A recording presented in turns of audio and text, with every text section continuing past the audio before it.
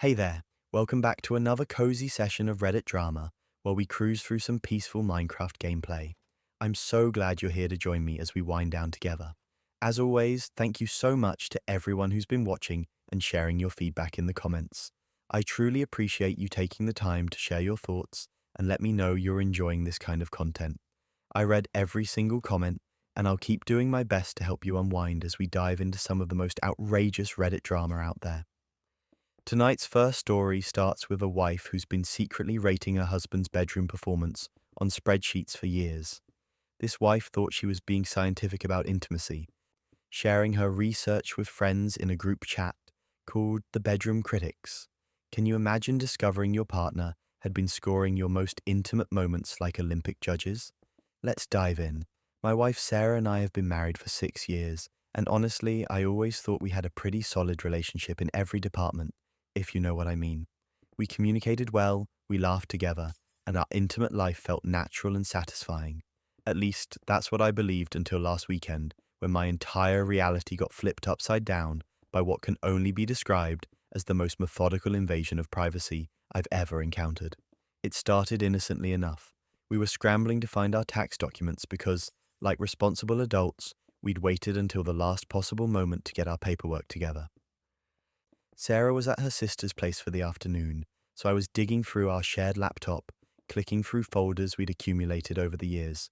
You know how it is: random screenshots, old vacation photos, documents with names like important stuff that contain absolutely nothing important. That's when I stumbled across a folder labeled personal research. Now, Sarah's always been into self-improvement and productivity hacks, so I figured it was probably some articles about meal planning or workout routines, maybe a few Pinterest boards about organizing closets. I clicked on it without thinking twice. What I found inside made me question everything I thought I knew about my marriage.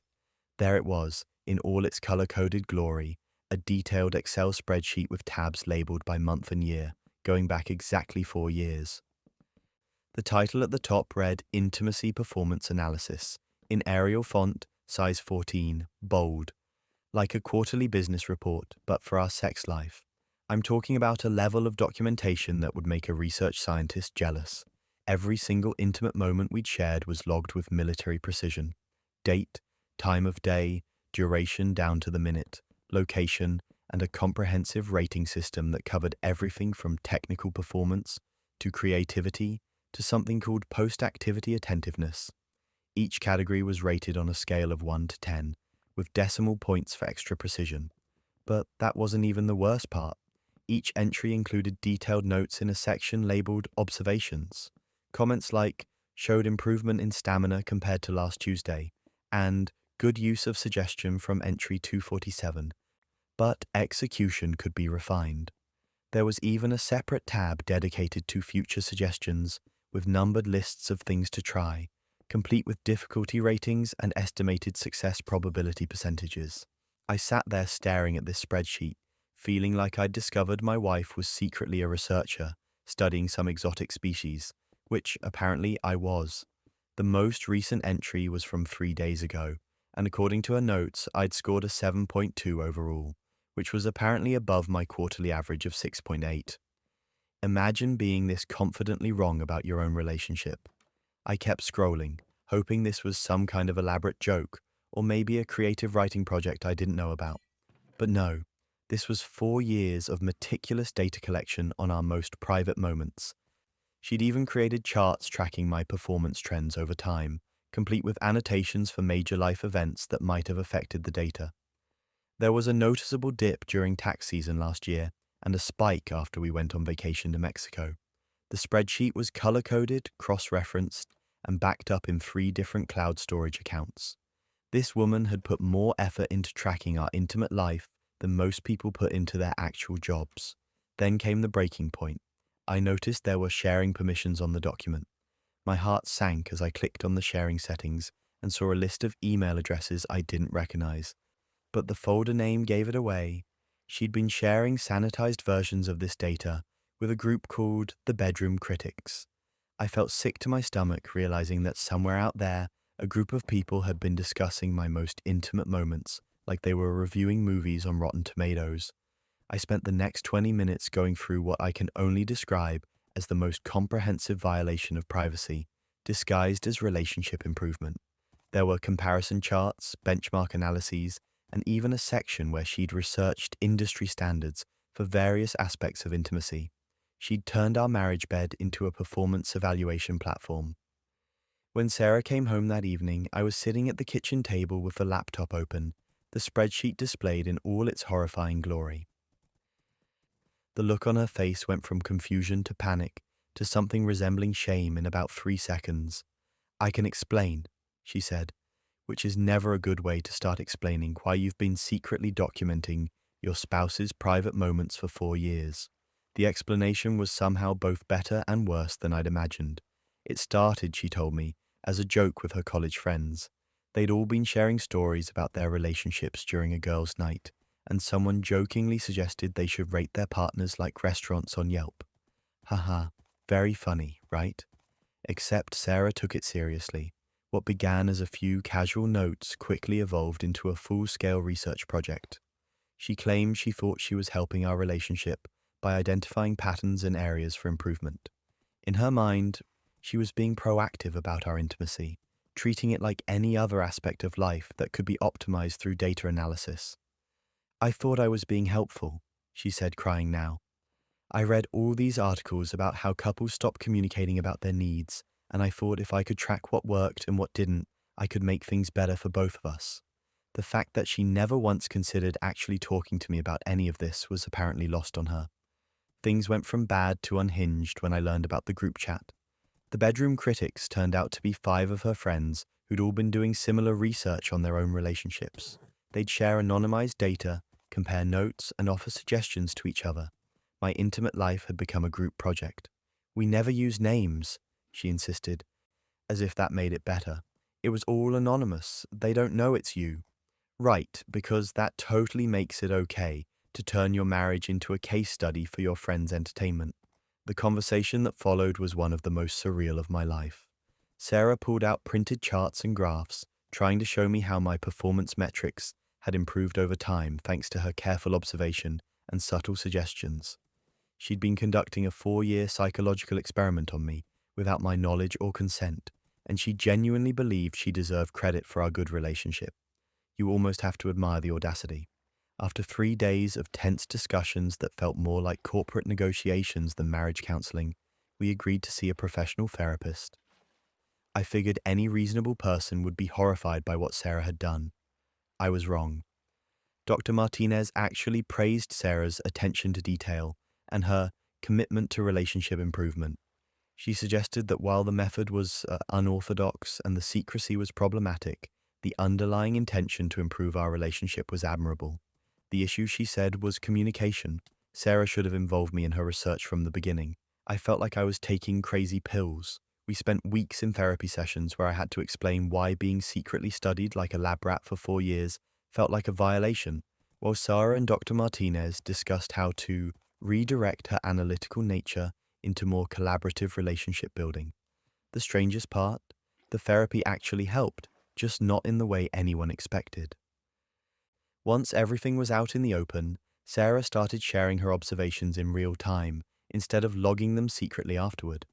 It turned into actual communication about what we both wanted and enjoyed.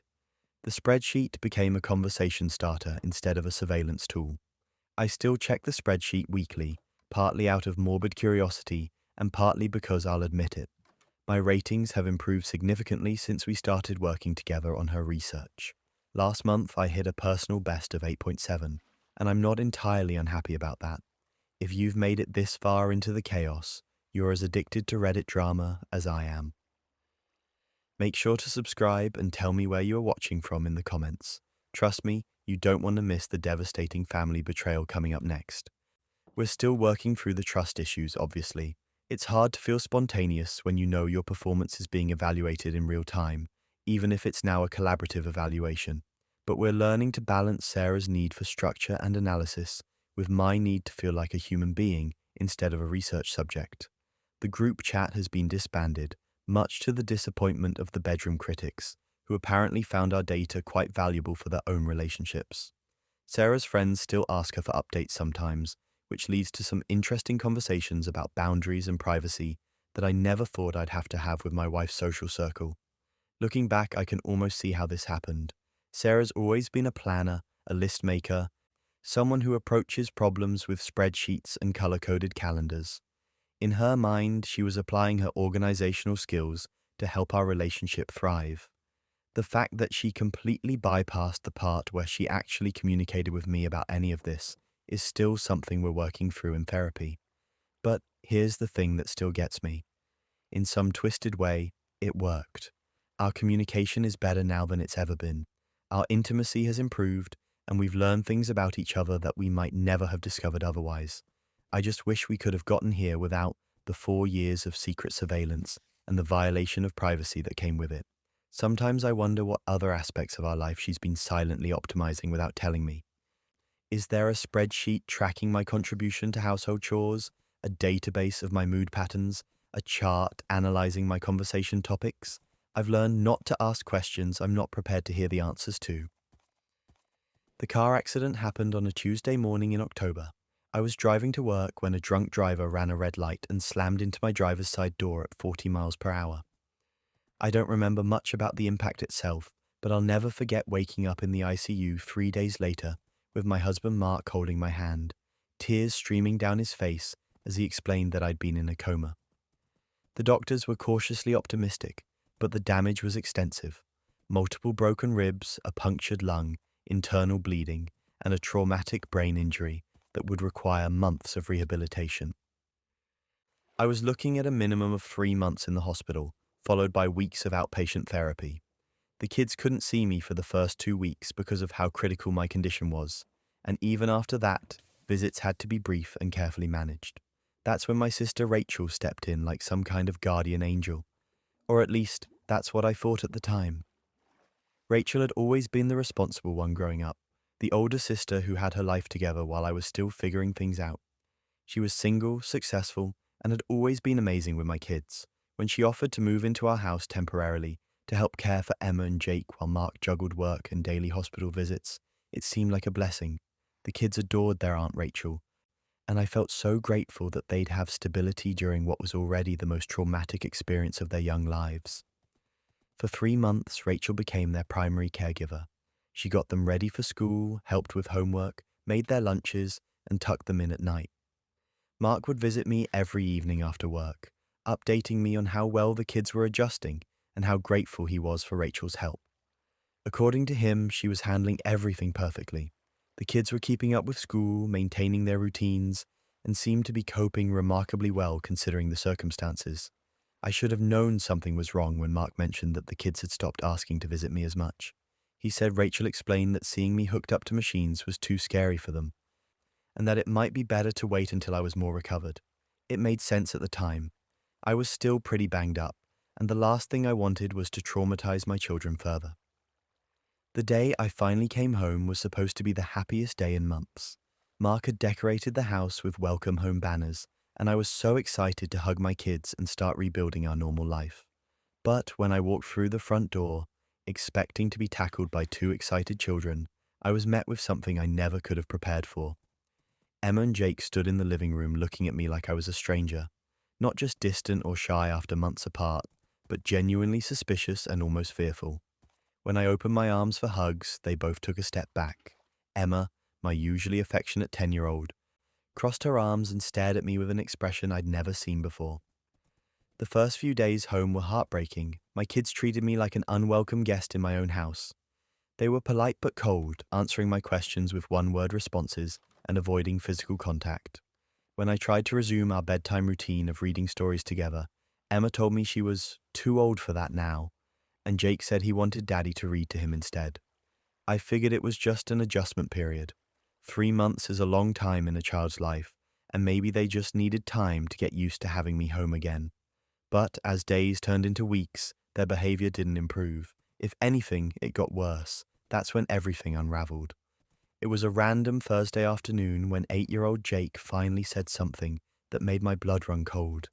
I was trying to help him with his math homework when he looked up at me with his big brown eyes and asked, "Mommy, why did you choose to leave us?" The question hit me like a punch to the gut. I sat down next to him, trying to keep my voice calm as I explained that I hadn't chosen to leave, that I'd been hurt in an accident and had to stay in the hospital to get better. But Jake shook his head like he didn't believe me. Aunt Rachel showed us the pictures, he said matter-of-factly. You were at the beach with your new family. I felt the world tilt on its axis. Pictures? What pictures? I gently pressed Jake for more information, and what he told me made me feel sick to my stomach. According to him, Aunt Rachel had shown them photos of me on vacation with another man and his children. She'd explained that I wasn't really hurt, that I had run away to start a new family because I was tired of being their mother. But that wasn't even the worst part. When I called Emma into the room and carefully asked her about what Aunt Rachel had told them, the full scope of the deception became clear. Rachel had spent 3 months systematically poisoning my children against me with an elaborate web of lies that was so detailed and convincing that my own kids believed I had abandoned them. She'd shown them digitally edited photos of me at various vacation spots with a man they didn't recognize and children who weren't them. She'd faked text message conversations where I supposedly complained about motherhood being too hard and said I needed space to find myself. She'd even created fake social media posts about my new life and showed them to the kids as proof that I'd moved on without them. The level of manipulation was breathtaking. Rachel had told them that the hospital story was just a cover, that I was actually living with my real family now. She'd convinced them that Mark didn't know the truth because it would break Daddy's heart to find out that Mommy didn't love them anymore. She'd made them promise not to tell him about the photos or the messages because it was their special secret. This feels like a deleted scene from a psychological thriller.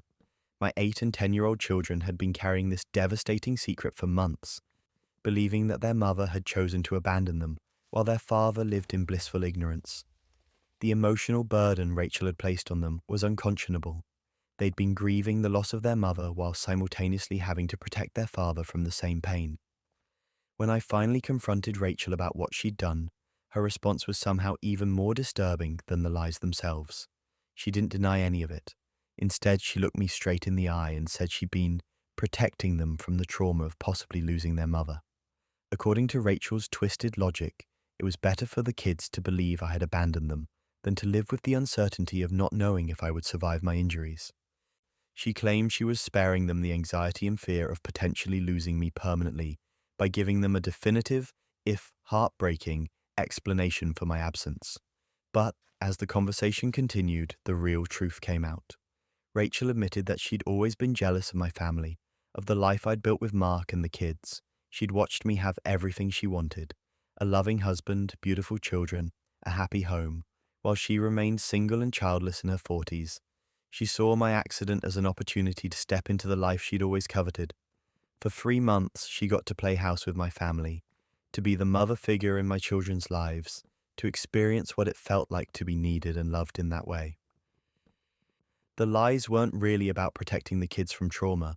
They were about making sure that when I recovered, there would be no place for me in my own family. And here's where it gets absurd. She genuinely seemed surprised that I was upset about it. Rachel actually expected me to be grateful for what she'd done.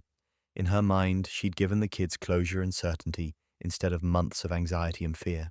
She'd stepped up when our family needed help, and now I was being ungrateful by making a big deal out of her methods. The confrontation escalated quickly when I demanded that she tell the children the truth immediately. Rachel refused, claiming it would be more traumatic to admit she'd lied than to let them gradually adjust to having me back. She suggested we could slowly reintegrate me into their lives without ever revealing the elaborate deception she'd constructed. I couldn't believe what I was hearing. She wanted to continue the lie indefinitely, to let my children go on believing that I had abandoned them and only came back out of guilt or obligation. The level of narcissism and manipulation was staggering. That's when Mark walked in and overheard the tail end of our argument. When I explained what Rachel had done, his face went through about 5 different emotions in 10 seconds. Shock, confusion, anger, and finally a kind of devastated understanding as all the pieces fell into place. The kids' strange behavior, their reluctance to talk about me during his visits, their insistence that they didn't want to visit the hospital. It all made horrible sense now. The family meeting that followed was one of the most difficult conversations I've ever had to have. Mark and I sat Emma and Jake down and carefully explained that Aunt Rachel had told them some things that weren't true, that Mommy had never wanted to leave them and had been fighting to get better so she could come home to them. We showed them real hospital photos, medical records, and documentation of my injuries. We had to undo months of carefully constructed lies with evidence and gentle explanations. The kids were confused and angry, not just at Rachel but at themselves for believing her. Emma burst into tears and asked if it was her fault that she'd been mean to me since I came home. The next several months were spent in family therapy, working to rebuild the trust and connection that Rachel's manipulation had shattered. We had to help the kids process not just the original trauma of my accident, but the secondary trauma of discovering they'd been systematically lied to by someone they trusted. They had to learn to trust their own feelings again and understand that loving someone means telling them the truth, even when the truth is scary or difficult. We cut contact with Rachel completely. She made a few attempts to reach out, sending letters claiming she missed the kids and that we were overreacting to what she called a misunderstanding. Each letter went straight into the trash. The kids know they're not allowed to have any contact with her, and honestly, they don't want to. The betrayal cut too deep for any of us to forgive. It's been 6 months since I came home, and my relationship with Emma and Jake is slowly healing. We have good days and bad days. Sometimes they still look at me like they're not quite sure they can trust me completely, and I don't blame them. Rachel didn't just lie to them about me. She taught them that the adults they love most are capable of devastating deception. The therapy is helping, though. We're learning to communicate more openly about feelings and fears. The kids are starting to understand that being hurt or scared doesn't mean someone doesn't love you, and that sometimes bad things happen to people we care about through no one's fault. Just when you think family betrayal can't get more twisted, wait until you hear about the mother who's been teaching her granddaughter to spread vicious lies. When my boyfriend Tyler started his fitness journey 8 months ago, I was honestly thrilled. He'd been talking about getting back in shape for months, and when he finally committed to a daily gym routine, I couldn't have been more supportive. He told me he'd found the perfect workout partner through a mutual friend, someone named James who had similar fitness goals and could keep him motivated. Tyler would leave for the gym every morning at 6:30 sharp, coming home around 8:30, drenched in sweat and full of stories about his intense training sessions with James. Push day, pull day, leg day, cardio circuits. He had it all mapped out with military precision. I loved seeing him so dedicated to something, even when it meant our morning coffee routine got replaced by his pre-workout protein shake ritual. The gym sessions quickly became the centerpiece of Tyler's entire schedule. 2 hours every single morning, 7 days a week, no exceptions. When I suggested we could work out together sometime, he explained that James had a very specific training program they were following, and adding a third person would throw off their rhythm. Fair enough.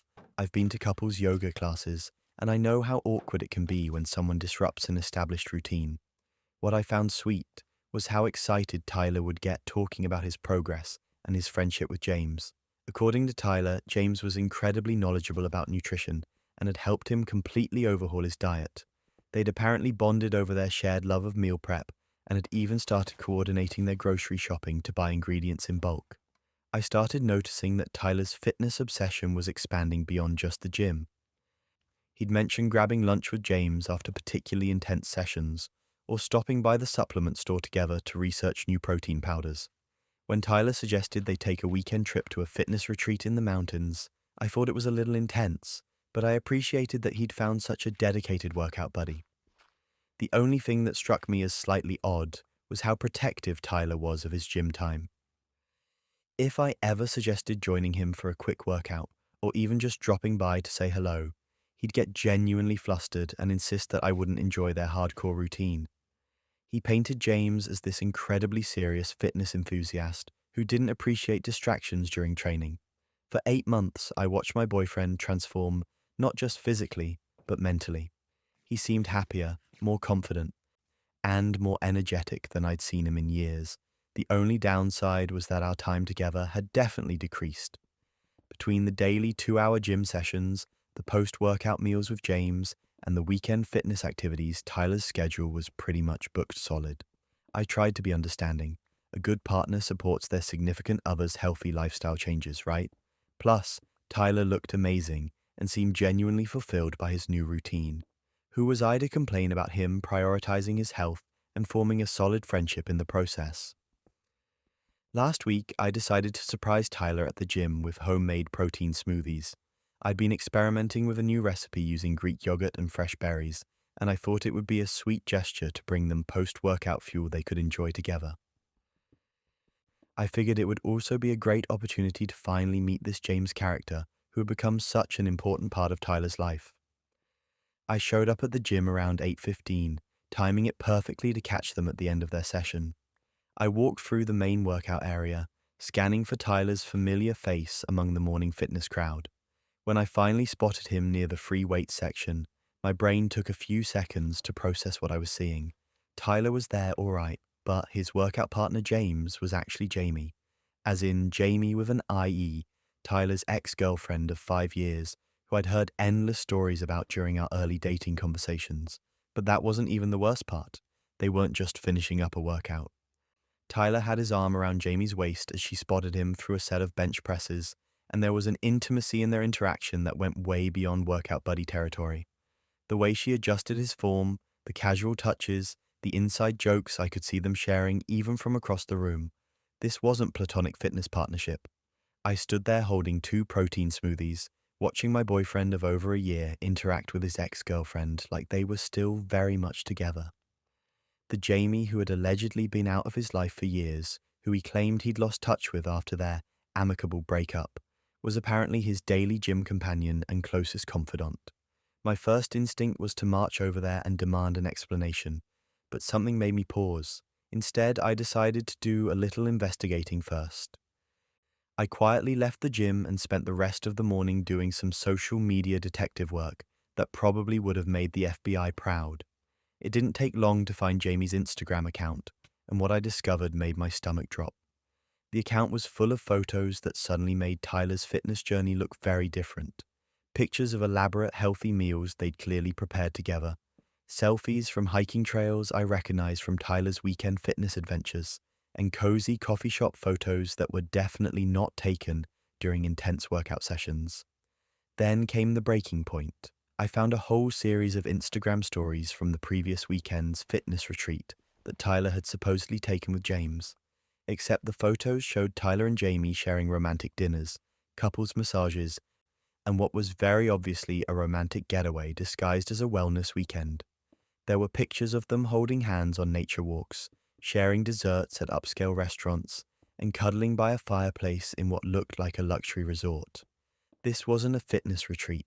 This was a romantic vacation with his ex-girlfriend, funded by the money he'd been saving, by claiming he was eating packed lunches with his gym buddy instead of going out for our usual date nights. I screenshotted everything and then made the decision to go back to the gym the next morning, this time not to surprise Tyler with smoothies, but to confront him about his double life. When I walked up to Tyler and Jamie the next day, the look of pure panic on Tyler's face told me everything I needed to know.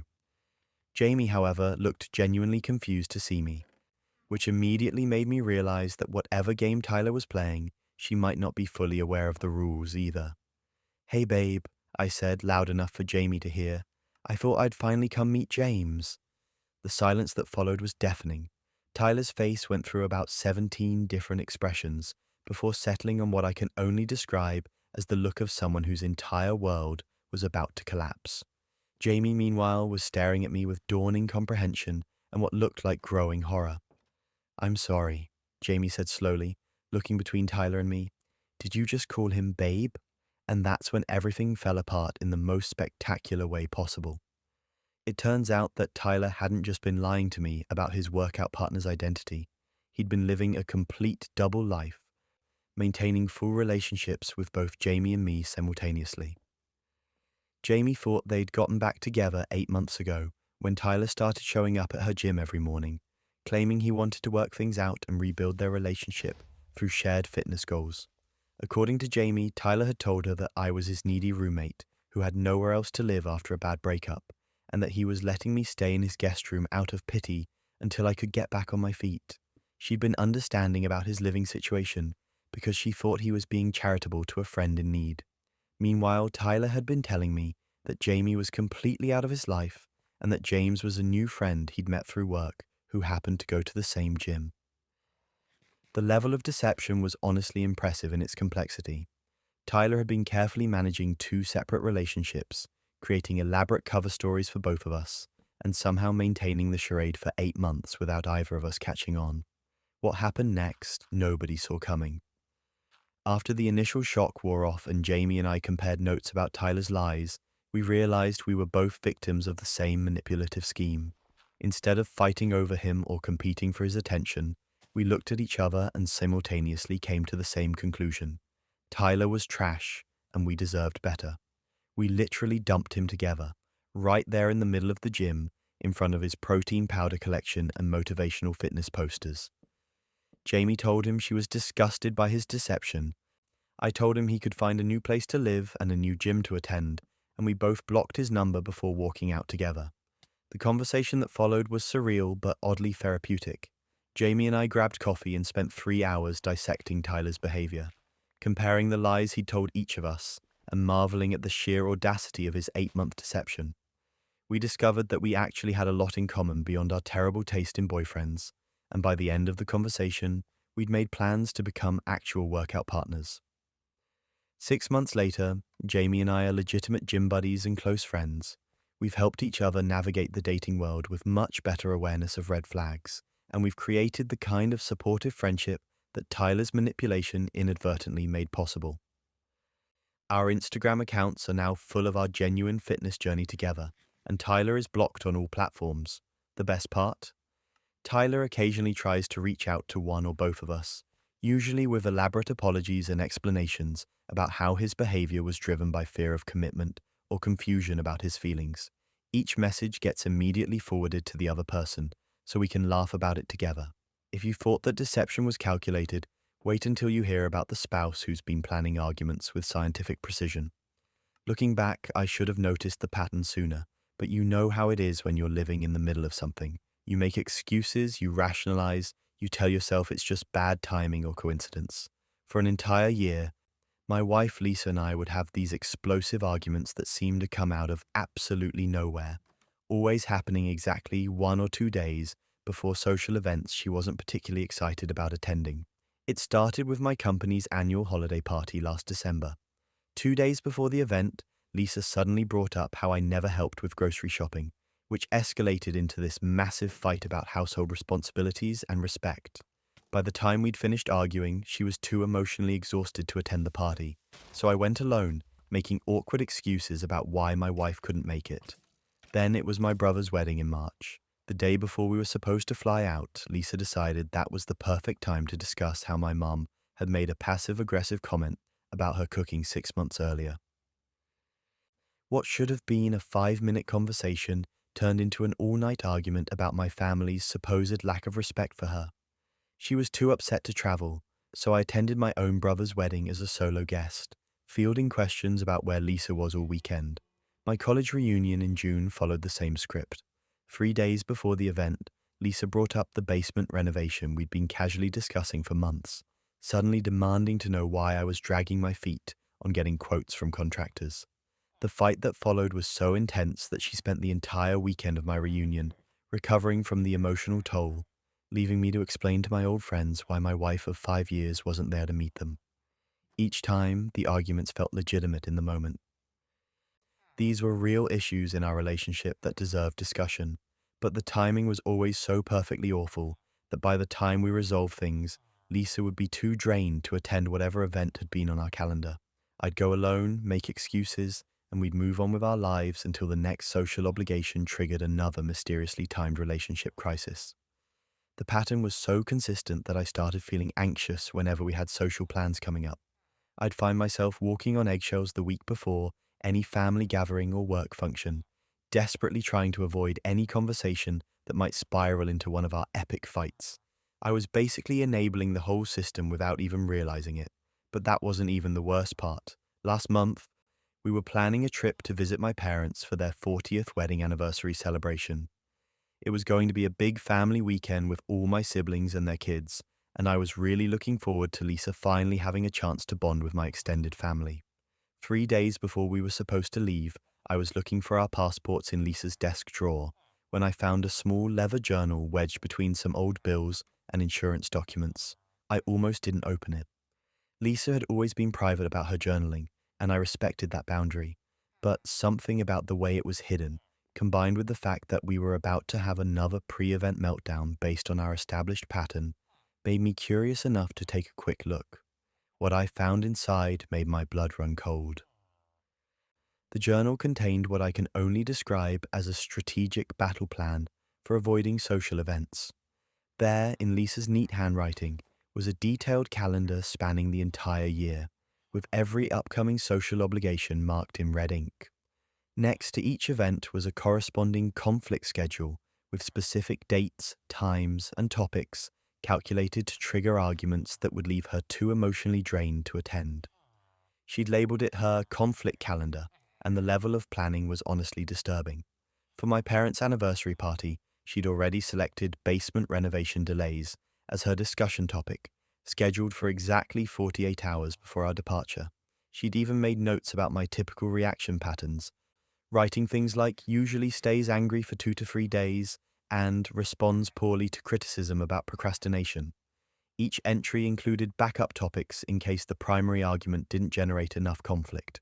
For example, under the anniversary party, she'd listed mention mum's comment about my job and bring up his spending on golf equipment as alternative conversation starters if the basement renovation topic didn't create sufficient drama. Reading through months of calculated emotional manipulation felt like discovering that my wife had been conducting psychological warfare against our relationship. She'd been studying my emotional responses like a scientist, documenting my triggers and reaction times, then using that information to orchestrate fights that would serve her social avoidance needs. And here's where it gets absurd. The journal included detailed post-argument analysis.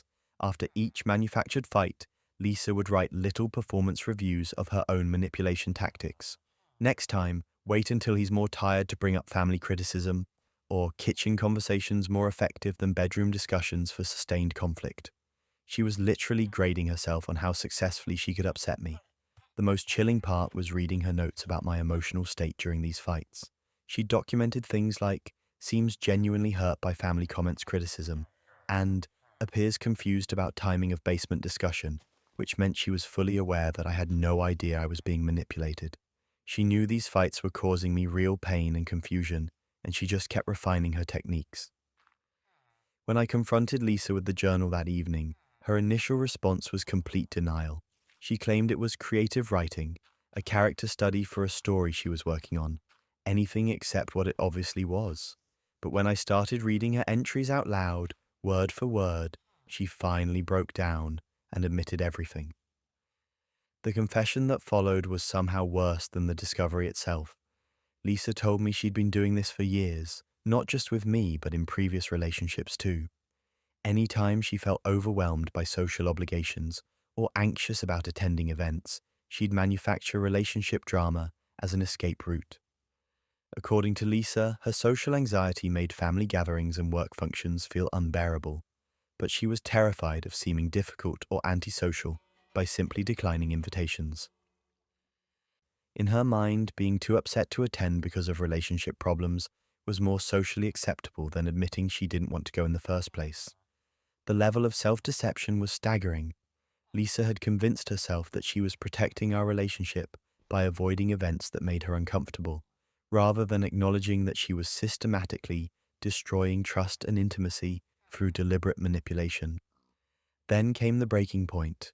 During our confrontation, I asked Lisa how many of our major relationship discussions over the past year had been genuine versus strategically timed manipulation. The look on her face told me everything I needed to know before she even answered. She couldn't remember which fights had been real and which had been manufactured. She'd been playing relationship chess for so long that she'd lost track of what authentic communication even looked like.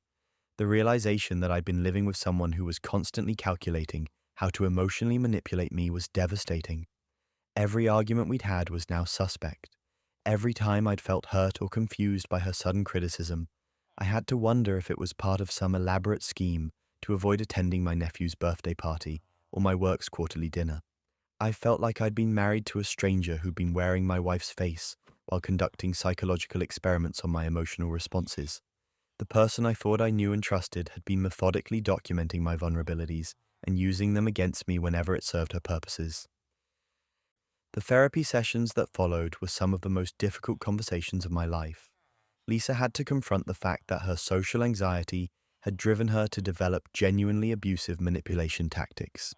She'd been so focused on managing her own discomfort that she'd completely lost sight of how her behavior was affecting me and our relationship.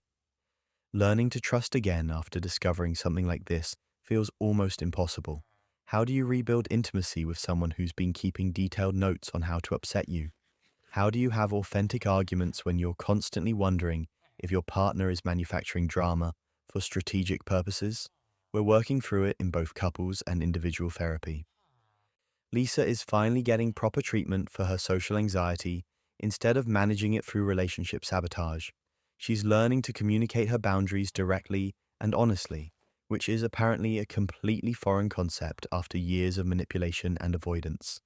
I'm working on creating safer spaces for honest conversations about social events and Lisa's comfort levels.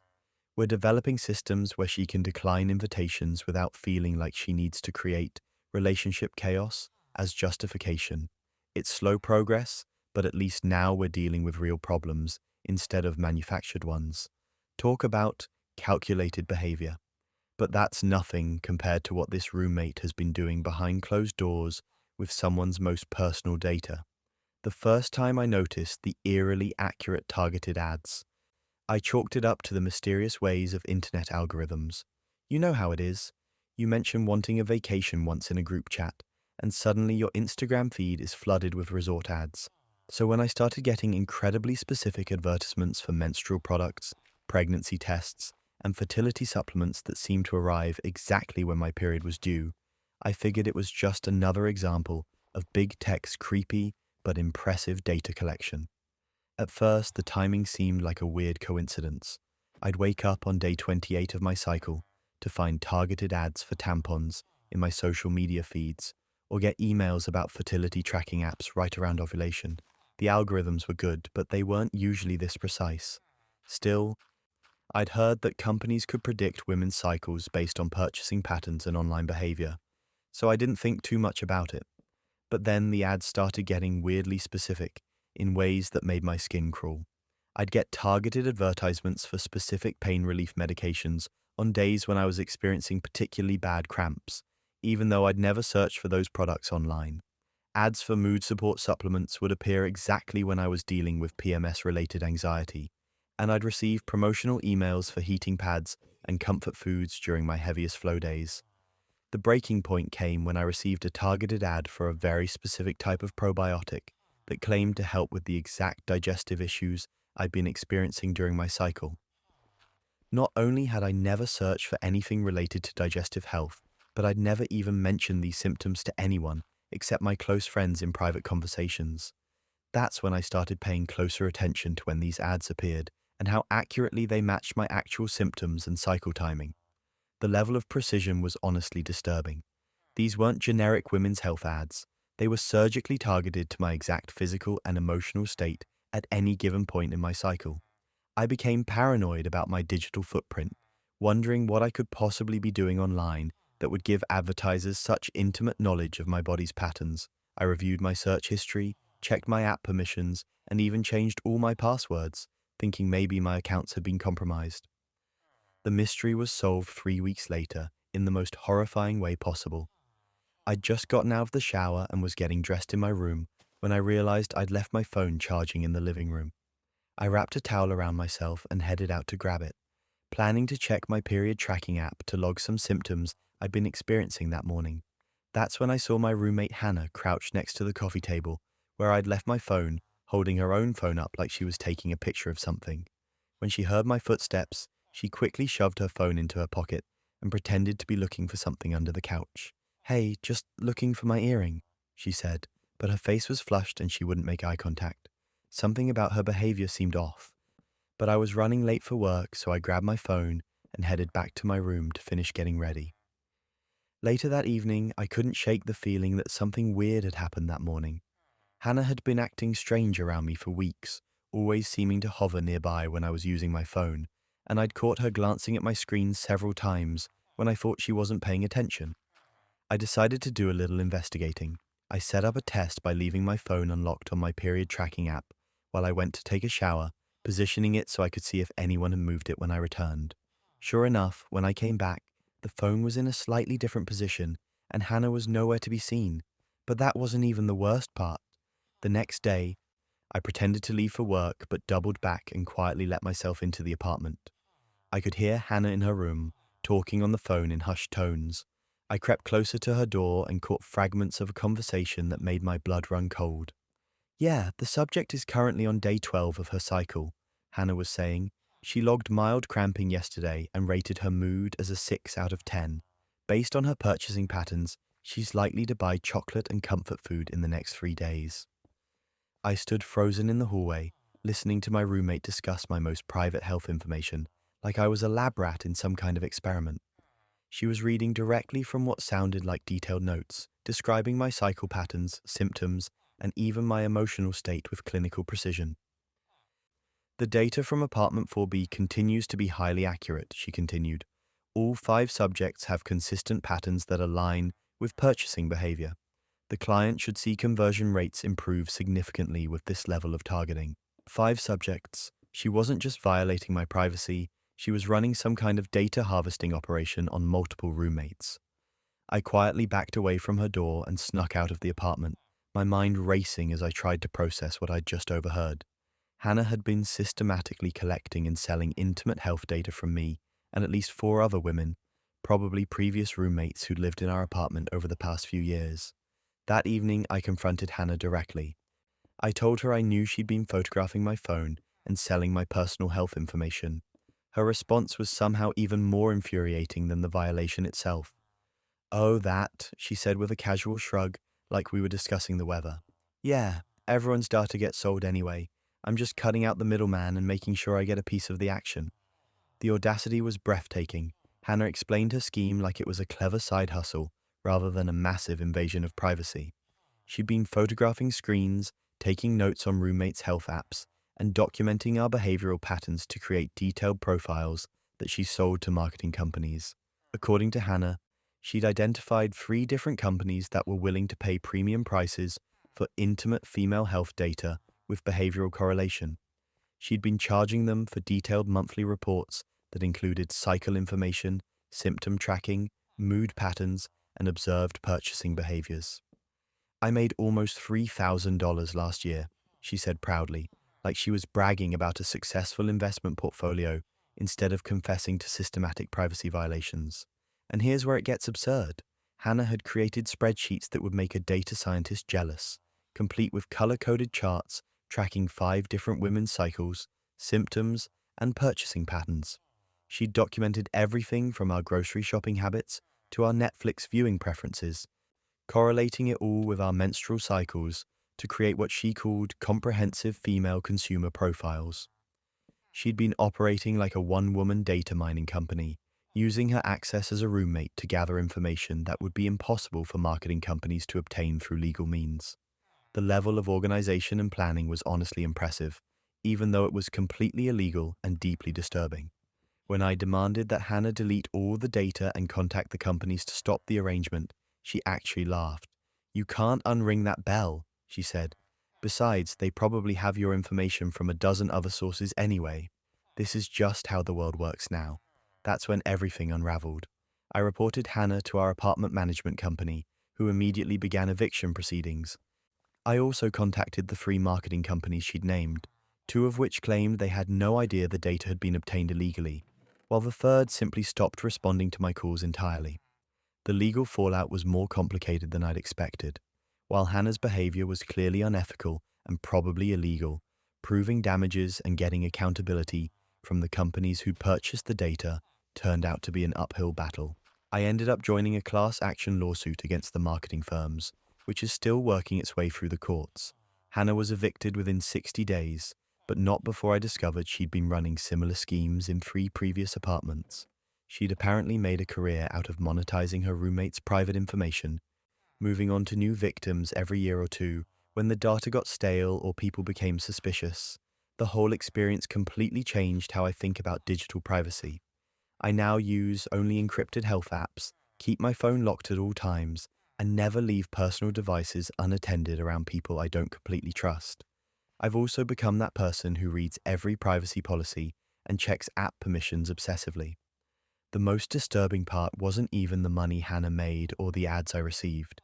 It was realizing that someone I lived with, someone I considered a friend, had been studying me like a research subject for over a year. She'd been documenting my most private moments, analyzing my emotional patterns, and treating my personal health information like a commodity to be sold to the highest bidder.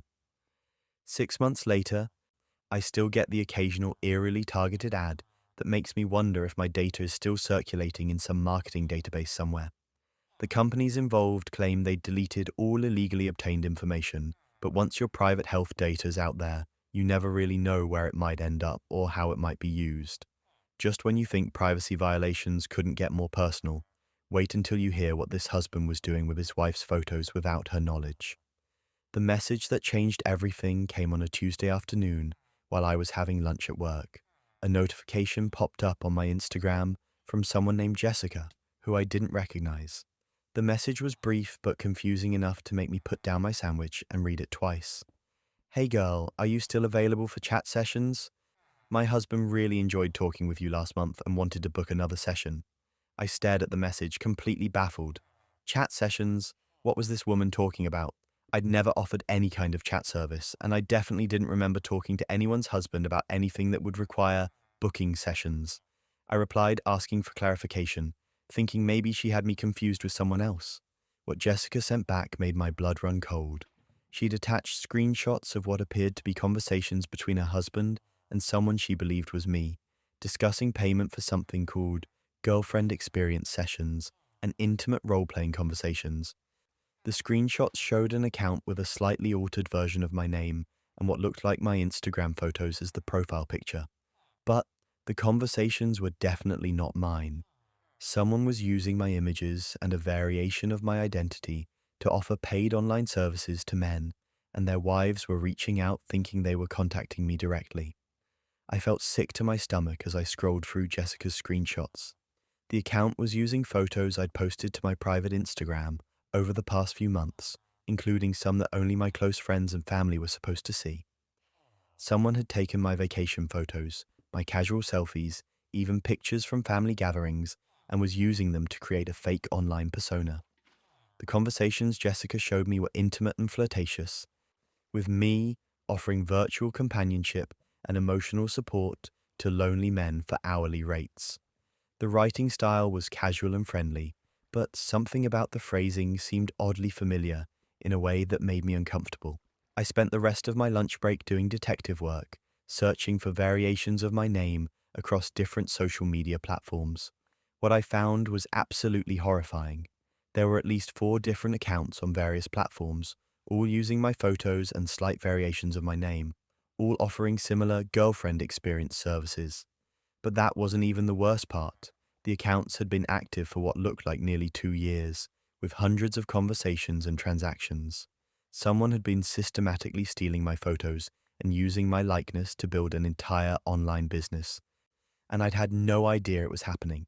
I screenshotted everything I could find and went home early that day, feeling violated and confused about who could possibly have access to my private photos and enough familiarity with my personality to impersonate me convincingly. The list of people with access to my private Instagram was pretty short: family members, close friends, and my husband David. That evening, I showed David what I'd discovered, expecting him to be as shocked and outraged as I was. His reaction was strange, though. He seemed more annoyed than surprised, asking why I was getting worked up about some random catfish, and suggesting that people steal photos from social media all the time. His dismissive response bothered me, especially since he didn't seem particularly concerned about helping me figure out how to report the accounts or protect my identity. Most partners would be furious about their spouse being impersonated online, but David just shrugged it off like it was no big deal. Over the next few days, I kept digging into the fake accounts, trying to understand the scope of what was happening. The more I investigated, the more familiar the writing style seemed. The way I responded to messages, the phrases and expressions used, even the timing of when the accounts were most active. It all reminded me of someone, but I couldn't quite put my finger on who. Then I noticed something that made my heart sink.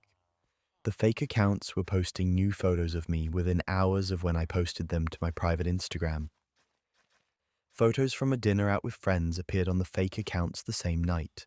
A casual bathroom selfie I'd shared with close friends showed up on one of the roleplay accounts the next morning.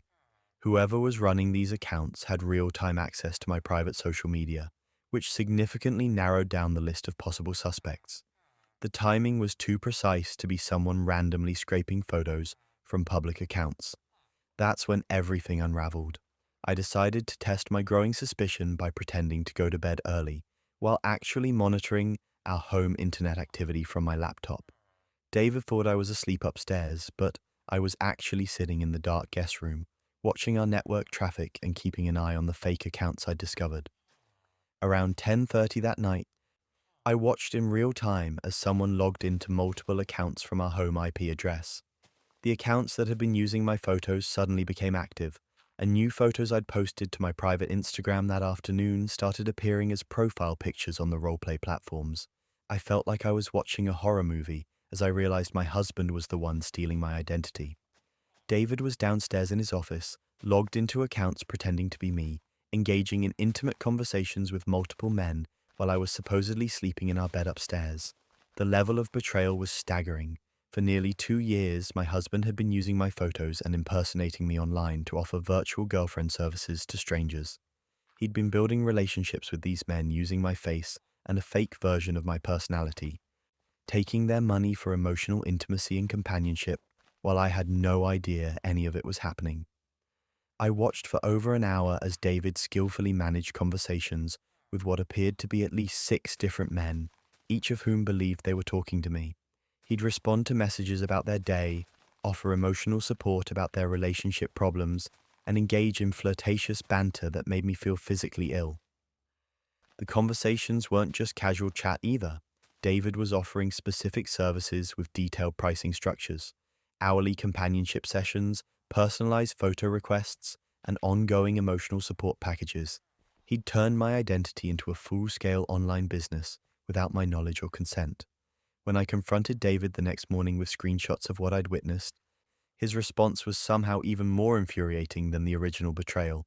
He didn't deny what he'd been doing, but he also didn't seem particularly apologetic about it.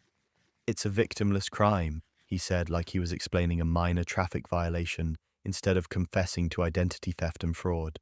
"Nobody gets hurt, and it helps our finances without you having to actually cheat on me." The twisted logic was breathtaking. In David's mind, he was doing me a favor by monetizing my appearance and personality without involving me directly. He seemed to genuinely believe that stealing my identity was somehow more ethical than asking me to participate in whatever online business he wanted to run. And here's where it gets absurd. David had been keeping detailed records of his earnings from impersonating me, and when I demanded to see the financial impact of his scheme, he proudly showed me spreadsheets tracking nearly $16,000 in revenue over 2 years. He'd been operating a successful online business using my stolen identity and keeping all the profits in a separate account I didn't know existed. "I was going to surprise you with a vacation fund," he claimed, as if secretly stealing my identity for 2 years was some kind of romantic gesture rather than a massive violation of trust and probably several federal laws. The conversation spiraled quickly as David continued to defend his actions, insisting that he'd been careful to keep the interactions professional and that he'd never crossed any physical boundaries. He seemed to think that the fact that he hadn't actually met any of these men in person somehow made the whole scheme acceptable. Things went from bad to unhinged when David suggested we could work together on the business now that I knew about it. He had the audacity to propose that I could take over the accounts and do it properly, since I was obviously better equipped to be myself than he was. The complete disconnect from reality was staggering.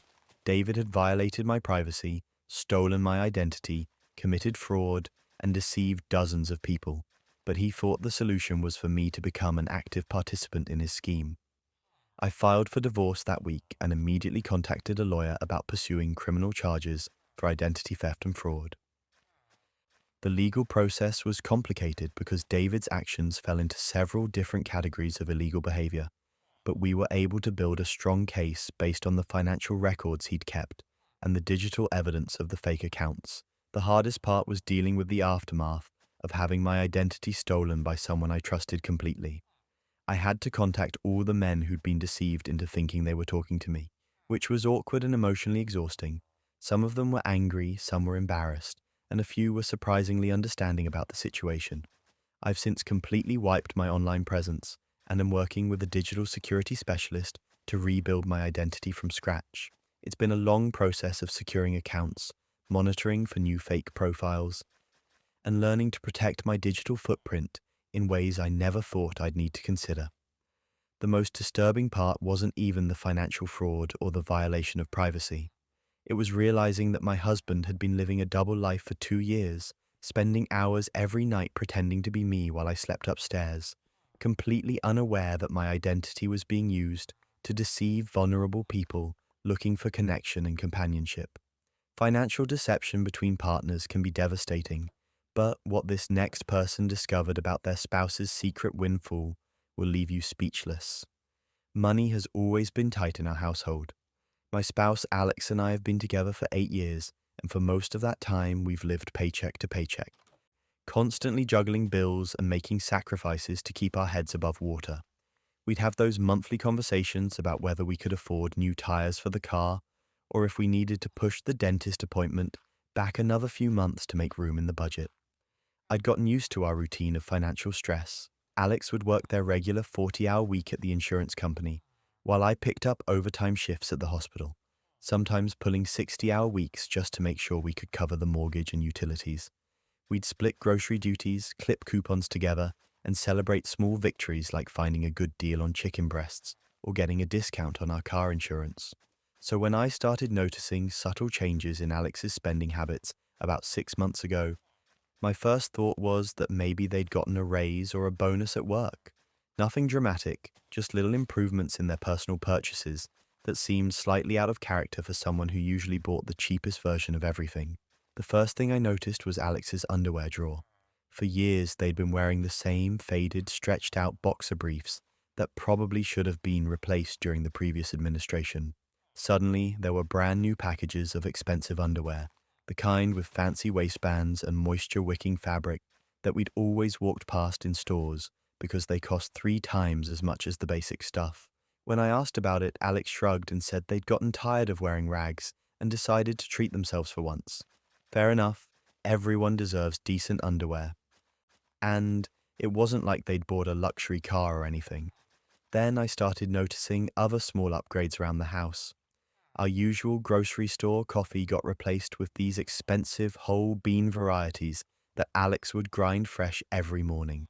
When I commented on the upgrade, they claimed to have found a great deal at a bulk store, but I'd never seen receipts for any bulk shopping trips. The overnight work meetings started around the same time. Alex had never traveled for work before, but suddenly they were having quarterly strategy sessions that required hotel stays in nearby cities. The company was apparently covering the expenses, which seemed like a nice perk, but it was weird that these mandatory meetings had never been mentioned before. Each change by itself seemed reasonable enough, but the pattern was starting to feel off. Alex had always been extremely budget conscious, the type of person who would research purchases for weeks before buying anything over $50. This new casual spending on personal luxuries didn't match their usual behavior at all. But that wasn't even the worst part. I started paying closer attention to our joint checking and savings accounts, looking for any unusual deposits or withdrawals that might explain where the money for these upgrades was coming from. Everything looked normal. Alex's regular paychecks, my overtime pay, the usual monthly bills. No mysterious income, no large withdrawals, no evidence of any financial changes that would justify the improved lifestyle. The mystery deepened when Alex started talking about wanting to help their parents with some home repairs.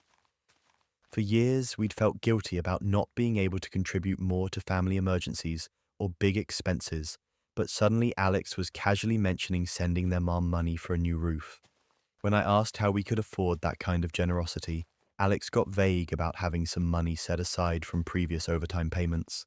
Something wasn't adding up, but I couldn't quite put my finger on what was bothering me about the whole situation. Alex wasn't acting suspicious exactly, just different in ways that felt significant but hard to define.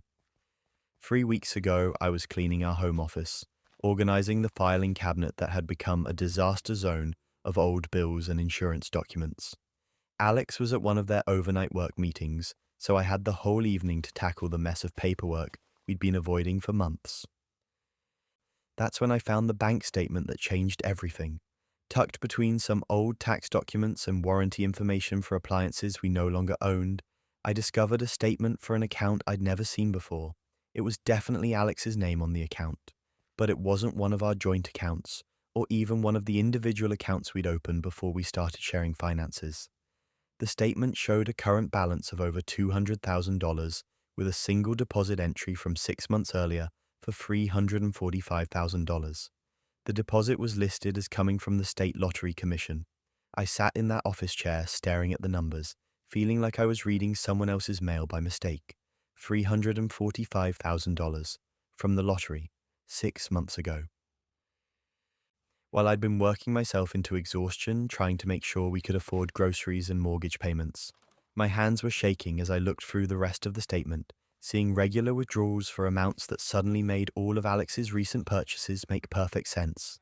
The expensive underwear, the fancy coffee, the mysterious ability to help family members. It was all coming from lottery winnings that Alex had never bothered to mention.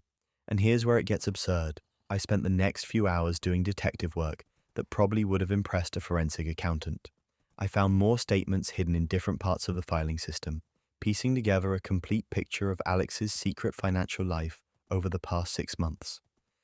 The original lottery win had been $475,000 after taxes. Over the past 6 months, Alex had spent more than $130,000 on things they'd kept completely secret from me. Not just the small personal luxuries I'd noticed, but significant purchases that included investment accounts in their name only, a substantial loan to their brother for a down payment on a house, and what appeared to be payments for a vacation rental property that I'd never heard mentioned. The level of deception was staggering. While I'd been working overtime shifts and stressing about whether we could afford to replace our dying refrigerator, Alex had been sitting on nearly $500,000 and spending it freely on things they wanted, without ever considering that I might want to be part of those decisions.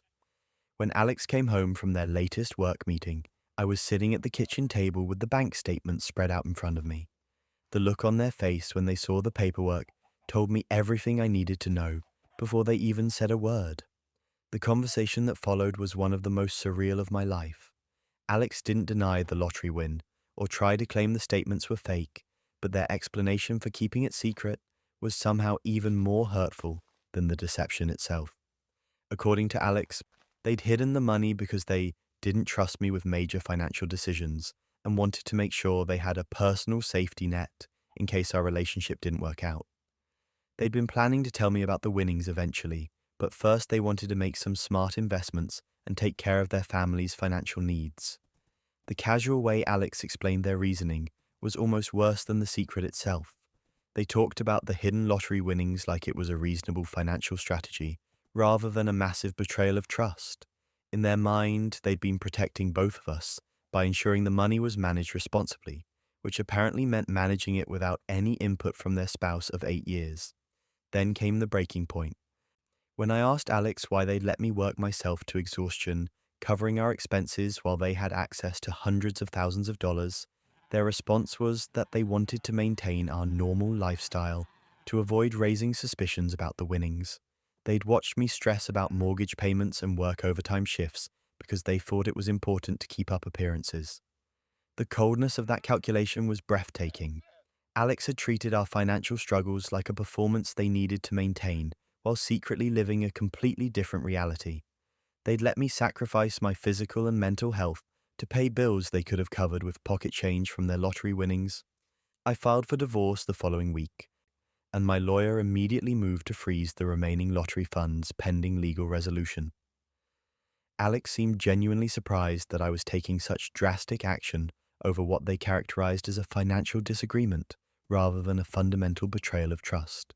The legal process has been complicated because proving entitlement to lottery winnings that were kept secret during a marriage involved some complex questions about financial disclosure and marital assets.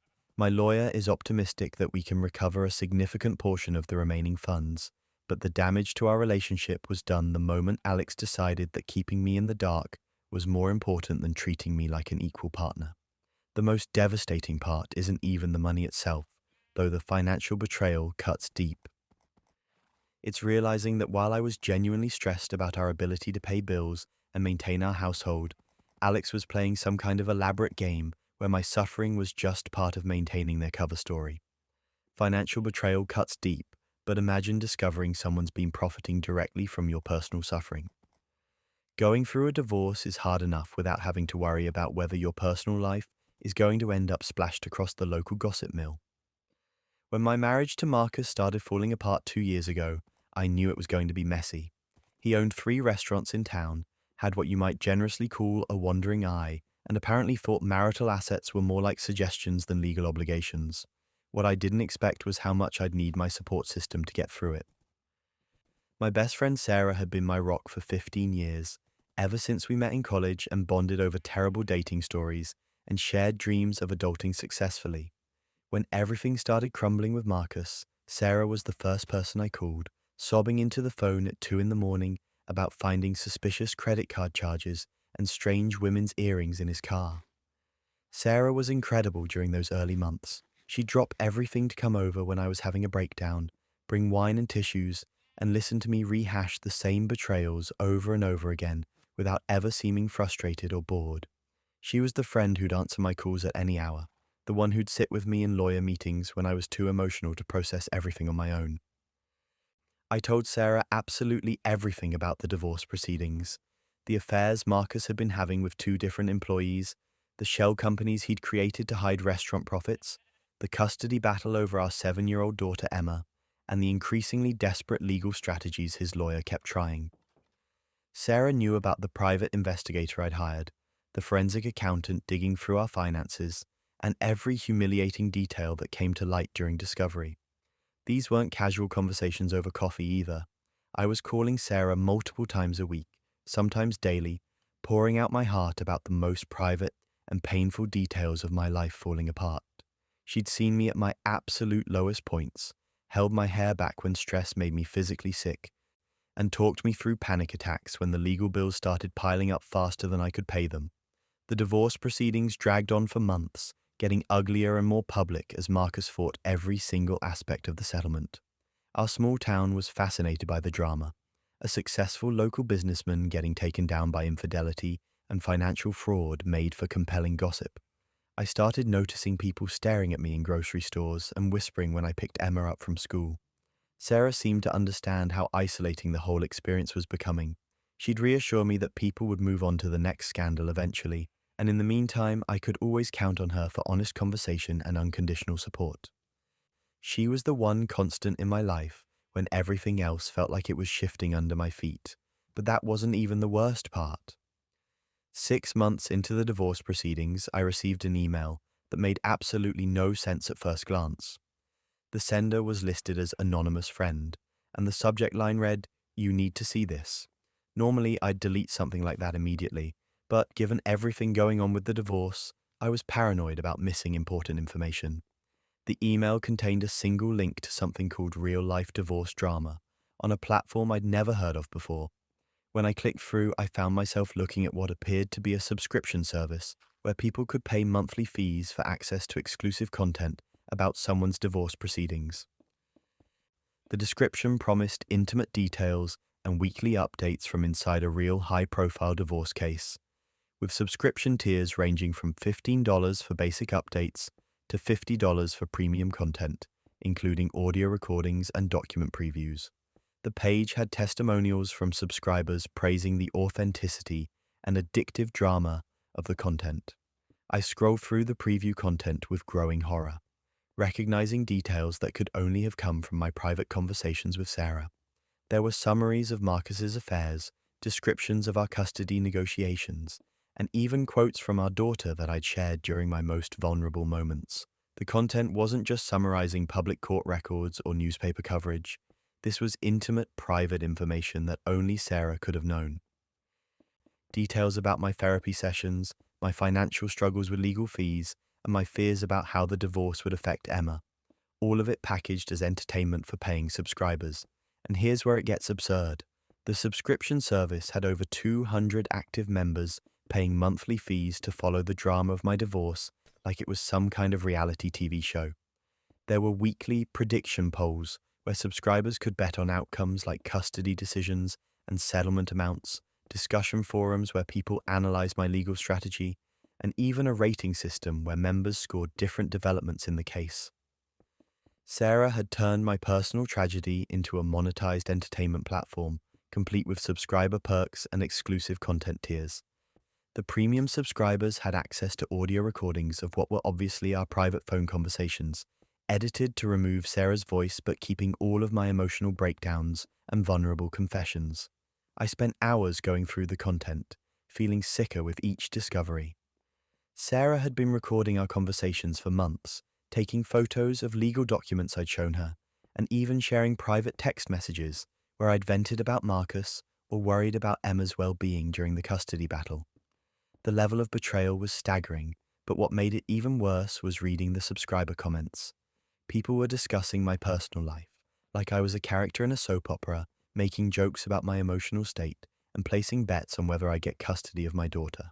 When I confronted Sarah the next day, her response was somehow even more infuriating than the discovery itself.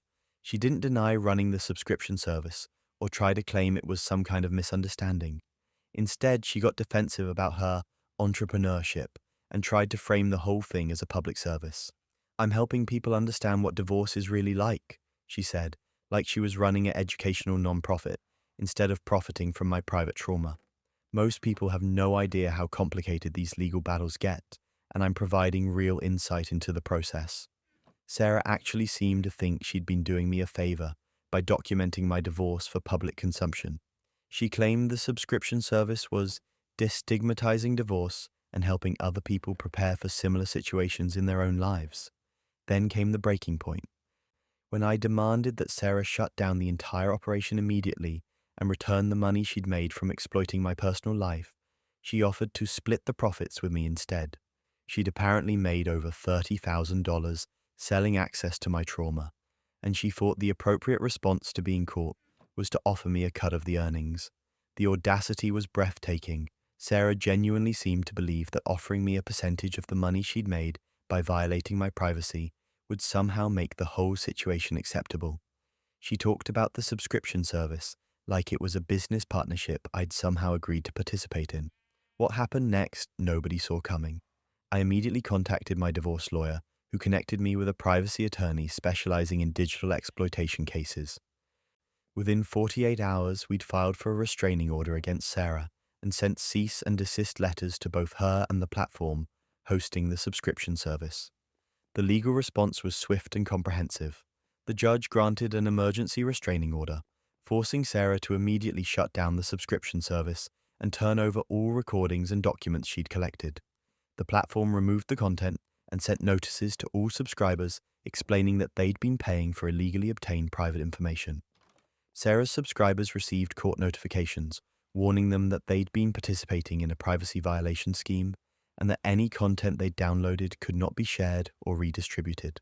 Several of them actually reached out to apologize, claiming they'd had no idea the information was being obtained without my consent. The aftermath was almost as devastating as the original betrayal. I had to deal with the knowledge that hundreds of strangers had been following the most painful period of my life like it was entertainment, that my private conversations with my daughter had been analyzed and discussed by people placing bets on our future. The legal case against Sarah is still ongoing, but the restraining order means she can't contact me or anyone in my family. I've had to completely rebuild my support network with the help of a therapist who specializes in betrayal trauma, learning to trust people again after having my most intimate confidences turned into a subscription service. The hardest part has been explaining to Emma, who's now old enough to understand that Aunt Sarah won't be part of our lives anymore. How do you tell a child that someone they trusted was selling stories about their family to strangers on the internet? Trust violations can happen in the most intimate spaces, But wait until you hear about this boyfriend who turned his girlfriend's vulnerable moments into entertainment. Work had been absolutely brutal for the past few months.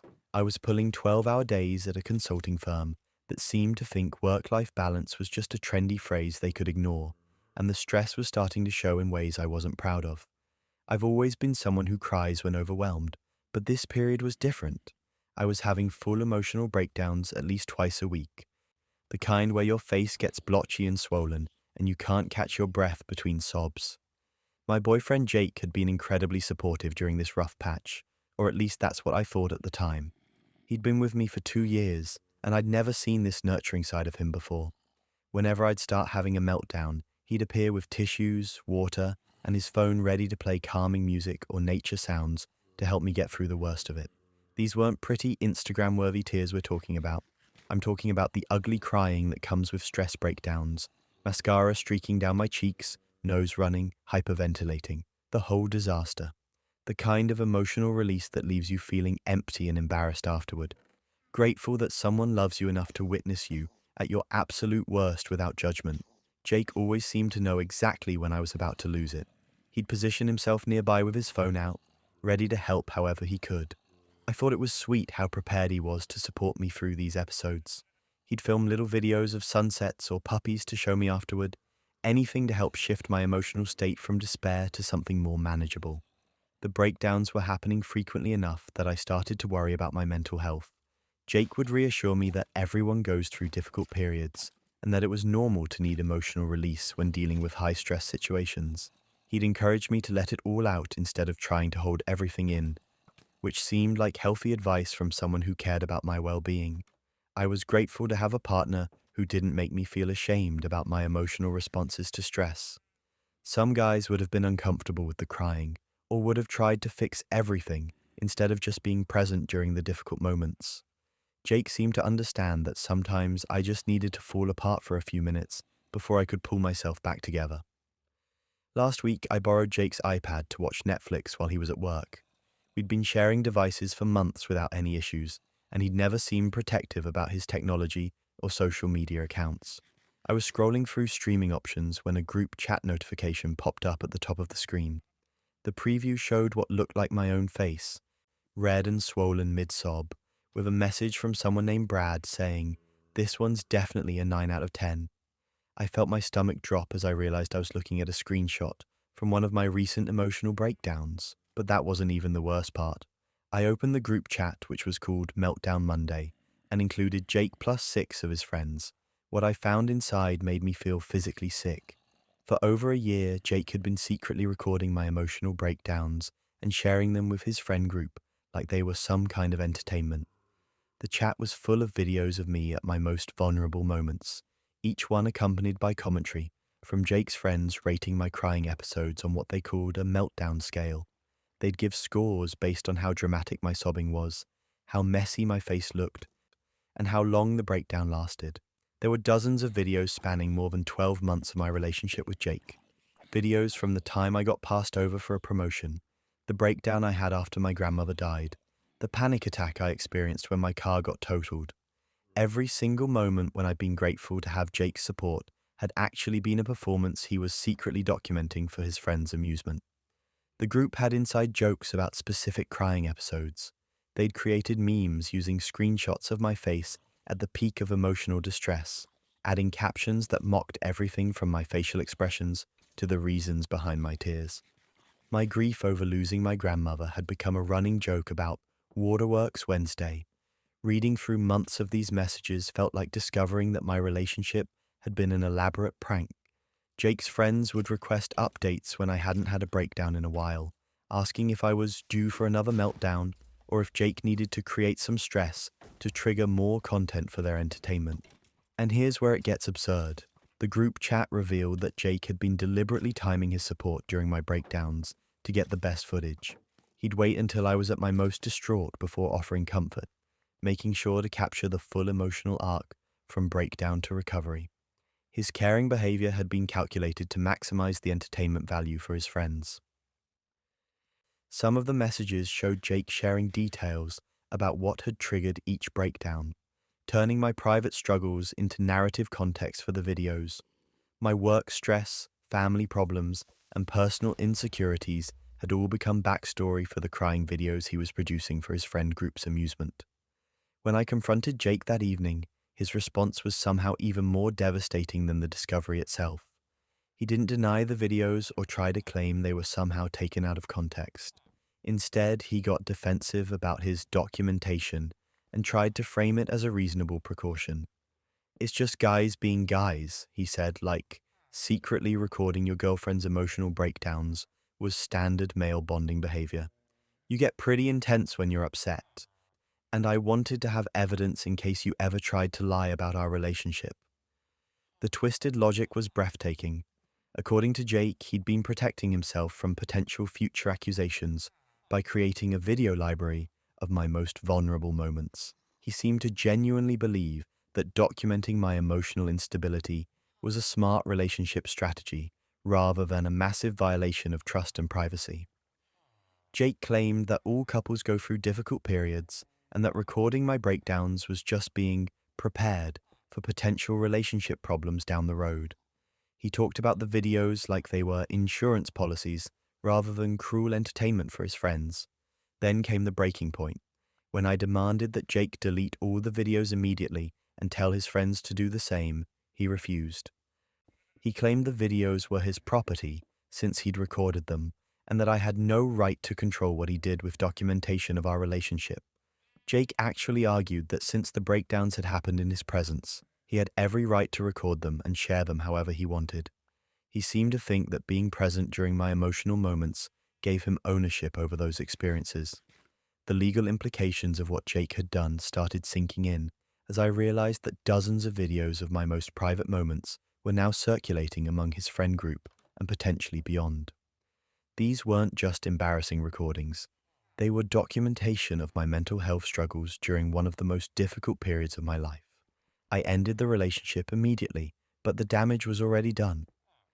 The knowledge that multiple people had been watching and rating my emotional breakdowns for over a year has given me severe anxiety about trusting anyone with my vulnerability again. The paranoia is overwhelming. Every time I feel emotional now, I'm hyper aware of anyone who might be recording. I've become suspicious of partners being too helpful during difficult moments, wondering if their support is genuine or if they're just positioning themselves to document my distress. I'm working with a lawyer to force deletion of all the videos and exploring options for a restraining order against Jake and his friends. The legal process is complicated because the recordings were made without my consent in private settings, which violates several privacy laws, but proving that all copies have been deleted is nearly impossible. The most devastating part isn't even the betrayal itself, though that cuts deep enough. It's realizing that for over a year, every moment when I thought I was being supported and loved, I was actually being exploited and mocked. My trust in my own judgment about relationships has been completely shattered. Violation of privacy in a relationship is unforgivable, but family betrayal cuts even deeper, especially when it involves your own parent manipulating your love life. My relationship with David started like most good relationships do, naturally, comfortably, with that easy chemistry that makes you wonder why dating was ever difficult. We met at a coffee shop where I was working on my laptop, and he was clearly procrastinating on grading papers. 3 months in, everything felt solid and genuine, which is why his occasional weird comments started bothering me more than they probably should have. It began with little things that seemed supportive but felt oddly specific. David would make comments about how much he appreciated my stability and how refreshing it was to date someone who had their life together. When I'd mention work stress or family drama, he'd get this look like he was proud of me for handling normal adult problems, which seemed sweet but strangely intense for everyday situations. The comments escalated into what felt like praise for character traits I wasn't sure I'd demonstrated. David would tell me how glad he was that I'd turned my life around, and how much he respected people who could learn from their mistakes.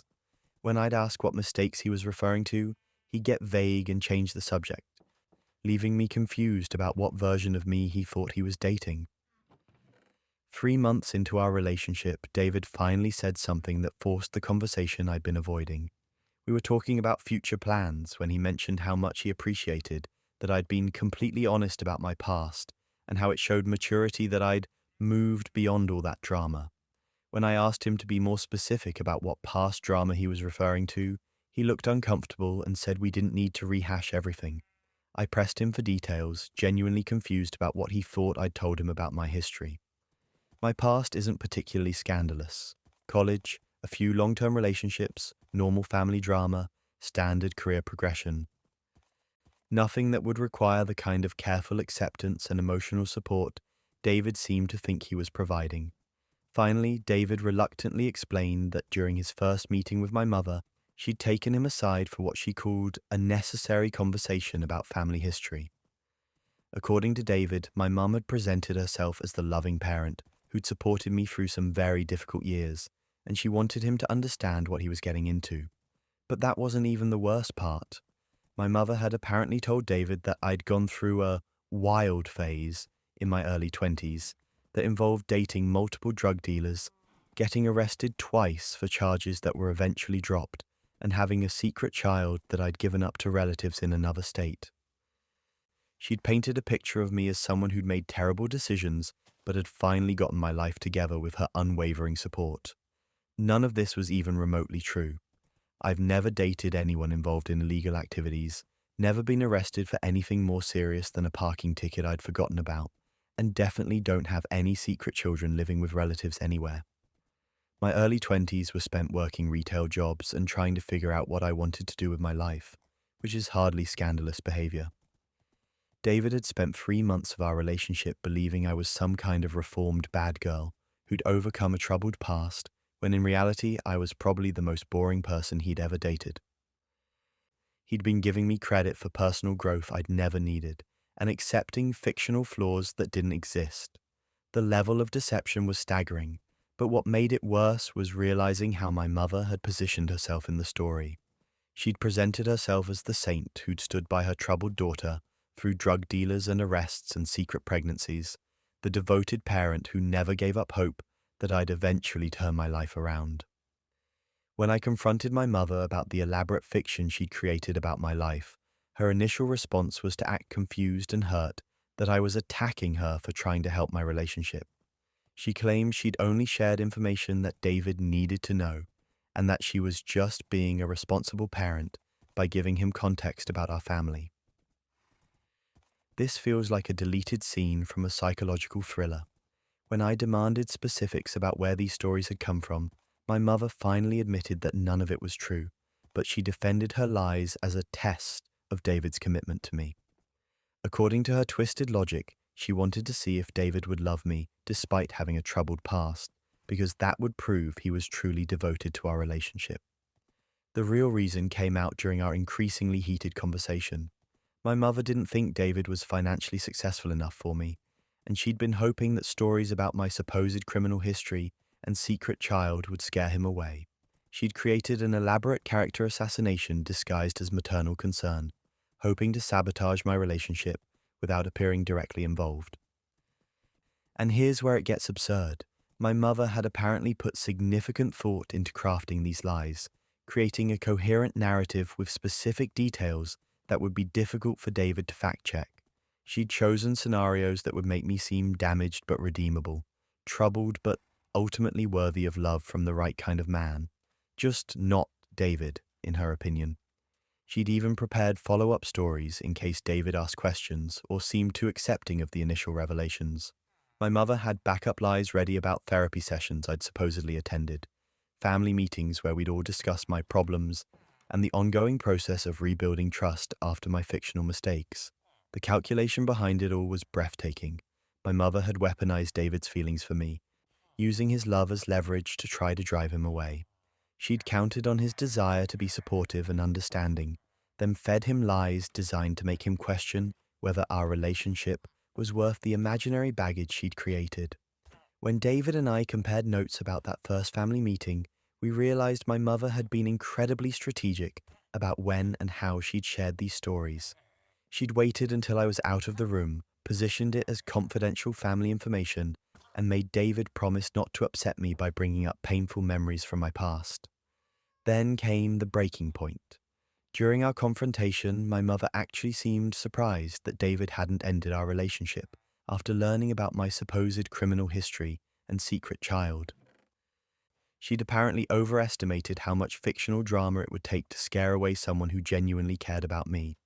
When I asked her what she'd planned to do if her lies had successfully ended my relationship, my mother claimed she would have comforted me through the breakup and helped me find someone more suitable. She'd been prepared to console me for losing a relationship she'd deliberately sabotaged, all while presenting herself as my supportive mother. The conversation spiraled as my mother continued to defend her actions, insisting that she'd been protecting me from making a mistake by dating someone who wasn't financially established enough to provide the kind of life she thought I deserved. She seemed genuinely confused about why I was upset about her helpful intervention. David's reaction to discovering he'd been manipulated was a mixture of anger and bewilderment. He'd spent months trying to be understanding and supportive about problems that didn't exist, walking on eggshells around topics that were completely fictional. My mother had put him in the position of constantly proving his acceptance and commitment based on lies. The aftermath of this revelation has been complicated and ongoing. David and I decided to stay together, partly because the whole experience showed us how much we actually trust and communicate with each other when we're not operating under false information. But our relationship with my mother has been permanently damaged. We've severely limited contact with her and made it clear that any future relationship will require family therapy sessions where she can work on understanding appropriate boundaries and honest communication. My mother's response has been to alternate between defensive justifications and hurt feelings about being punished for trying to help. The most disturbing part isn't even the lies themselves, though those were bad enough. It's realizing that my mother was willing to destroy my happiness to maintain her vision of who I should be with, and that she thought manipulating someone's feelings for me was an acceptable way to control my romantic choices. David and I are still processing the weirdness of building a relationship, while one person believed the other had a completely fictional past. It's created some strange conversations about assumptions, communication, and what we actually know about each other versus what we think we know. Parental interference can be shocking, but imagine discovering your father's been turning your life choices into a betting game. My dad and I have always been incredibly close. Growing up, he was the parent I'd go to for advice about everything from choosing electives in high school to navigating friend drama. When I got to college, our weekly phone calls became the highlight of my week, and I'd run major decisions by him before making any big moves. He seemed genuinely invested in my life, always asking thoughtful questions and offering perspective that helped me think through my options. After graduation, I continued seeking his advice on career moves, relationship decisions, and even smaller choices like which apartment to rent or what car to buy. Dad always had this way of asking the right questions to help me figure out what I really wanted, and his guidance felt like having a personal life coach who actually cared about my happiness and success. Last month at our annual family barbecue, I was chatting with some of Dad's longtime friends when his poker buddy Steve made a comment that completely blindsided me. Steve had clearly been drinking, and he came up to me with this huge grin, slapping me on the back like we were old friends. "Congratulations on finally choosing the blue car, kiddo," he said, swaying slightly. "You just made me $200 richer. I had good money on you picking the practical option over the flashy red one." I stood there holding my beer, completely confused about what Steve was talking about. I had recently bought a blue Honda Civic after weeks of debating between that and a red Mustang, but I had no idea why Steve would know about my car shopping or why he'd have money riding on my decision. When I pressed Steve for details, thinking maybe Dad had just mentioned my car purchase in passing, Steve's explanation made my blood run cold. He started talking about the pool and how Dad had been running odds on my decisions for years. According to Steve, several of Dad's poker friends had been placing bets on major events in my life, and my recent car purchase had been the subject of particularly intense wagering. But that wasn't even the worst part. Steve drunkenly explained that Dad had been organizing these betting pools for the past 7 years, covering everything from which college I'd choose to which job offers I'd accept. Apparently, Dad would present my dilemmas to his poker group, set odds based on his assessment of my personality and decision-making patterns, and then let his friends place bets on the outcomes. I felt sick to my stomach as Steve rattled off examples of previous bets. They'd wagered on which major I'd declare, whether I'd study abroad, which internship I'd take, and even personal decisions like which boyfriend I'd date the longest. Steve seemed to think I was in on the whole thing, like it was some kind of family joke I should find endearing. The next few days were a blur of detective work as I tried to figure out the scope of what had been happening. I called Dad and casually brought up some of the decisions Steve had mentioned, paying attention to how Dad responded and whether his advice had seemed genuinely neutral or suspiciously specific. That's when everything started making horrible sense. I remembered the conversation about my car purchase, how Dad had seemed unusually invested in steering me toward the practical choice despite my obvious excitement about the red Mustang. At the time, I'd appreciated his financial wisdom and level-headed perspective. Now I realized he'd been protecting a $500 bet he'd placed on me choosing the sensible option. And here's where it gets absurd. When I finally confronted Dad directly about the betting pools, he didn't deny it or try to claim Steve had been making things up. Instead, he seemed surprised that I was upset and started explaining the whole system like it was a reasonable hobby he'd somehow forgotten to mention over the past 7 years. Dad had detailed spreadsheets tracking my major life decisions, complete with odds calculations based on his analysis of my personality traits and decision-making history. He'd been studying my choices like a sports statistician, looking for patterns and tendencies that would help him set accurate betting lines for his poker friends. According to Dad, he'd made approximately $15,000 over the years from these bets, treating my life decisions like a sophisticated gambling enterprise. He had folders full of notes about my preferences, fears, and motivations, all organized to help him predict my choices more accurately for betting purposes. The most disturbing revelation was discovering how Dad's advice had been influenced by his financial interests. When I'd been torn between two job offers after college, Dad had strongly pushed me toward the corporate position over the nonprofit role I'd been genuinely excited about. I'd trusted his guidance about financial security and career stability, not knowing he'd placed a $500 bet on me choosing the higher-paying job. Looking back through years of major decisions, I started recognizing a pattern where Dad's advice consistently steered me toward outcomes that aligned with where he'd placed his money. The college he'd encouraged me to attend, the apartment he'd helped me choose, even the guy he'd seemed most supportive of during my dating years, all of it had been influenced by his betting positions. When I demanded an explanation for how he could justify manipulating my life choices for gambling profits, Dad's response was somehow even more infuriating than the discovery itself. He claimed he only bet on what he genuinely thought I would do anyway, and that having money on the line made him more invested in my success. The twisted logic was breathtaking. Dad seemed to believe that monetizing my personal decisions had somehow made him a better father because it gave him financial incentive to care about the outcomes. He talked about the betting pools like they were a creative way to stay engaged with my life, rather than a massive violation of trust and manipulation. Then came the breaking point. Dad actually defended the whole system by saying it had helped him give better advice because he'd been forced to really think through the pros and cons of each situation to set accurate odds. According to his reasoning, the gambling element had made him more analytical and thoughtful about my dilemmas, which ultimately benefited me even if I didn't know about the financial component.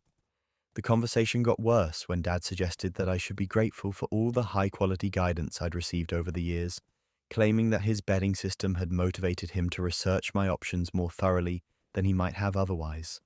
He seemed genuinely confused about why I was upset about receiving advice that had been financially optimized for accuracy. What happened next, nobody saw coming. I asked Dad to show me the actual betting records and odds sheets he'd been keeping, thinking that seeing the full scope of the operation might help me understand how deep this manipulation went. Dad proudly pulled out binders full of documentation that looked like something a professional bookmaker would maintain. The records were incredibly detailed, tracking not just my major decisions, but also smaller choices that had apparently been the subject of side bets among his poker group. They'd wagered on everything from which restaurant I'd choose for my birthday dinner, to whether I'd cut my hair short or keep it long. No aspect of my personal life had been too trivial for their gambling entertainment. Reading through years of betting records felt like discovering that my entire adult life had been a reality show for Dad's poker friends, with my father serving as both producer and primary beneficiary. Every conversation where I'd sought his advice had potentially been influenced by his financial interest in steering me towards specific outcomes. The psychological impact of realizing that many of my independent decisions had been subtly manipulated for someone else's profit has been devastating. I'm now in therapy working through trust issues and trying to figure out which of my major life choices were genuinely mine versus products of Dad's gambling motivated guidance. Our relationship is severely strained, and I'm still processing the fact that someone I trusted completely had been treating my personal dilemmas like investment opportunities for 7 years. Dad continues to insist that his intentions were good and that the betting system ultimately helped me make better decisions, but I can't get past the fundamental violation of trust and autonomy. The hardest part is second-guessing every major choice I've made since college, wondering which decisions were influenced by Dad's financial interests and which ones reflected my authentic preferences. The career path I've built, the relationships I've pursued, even the city where I live, all of it feels potentially contaminated by manipulation I never knew was happening.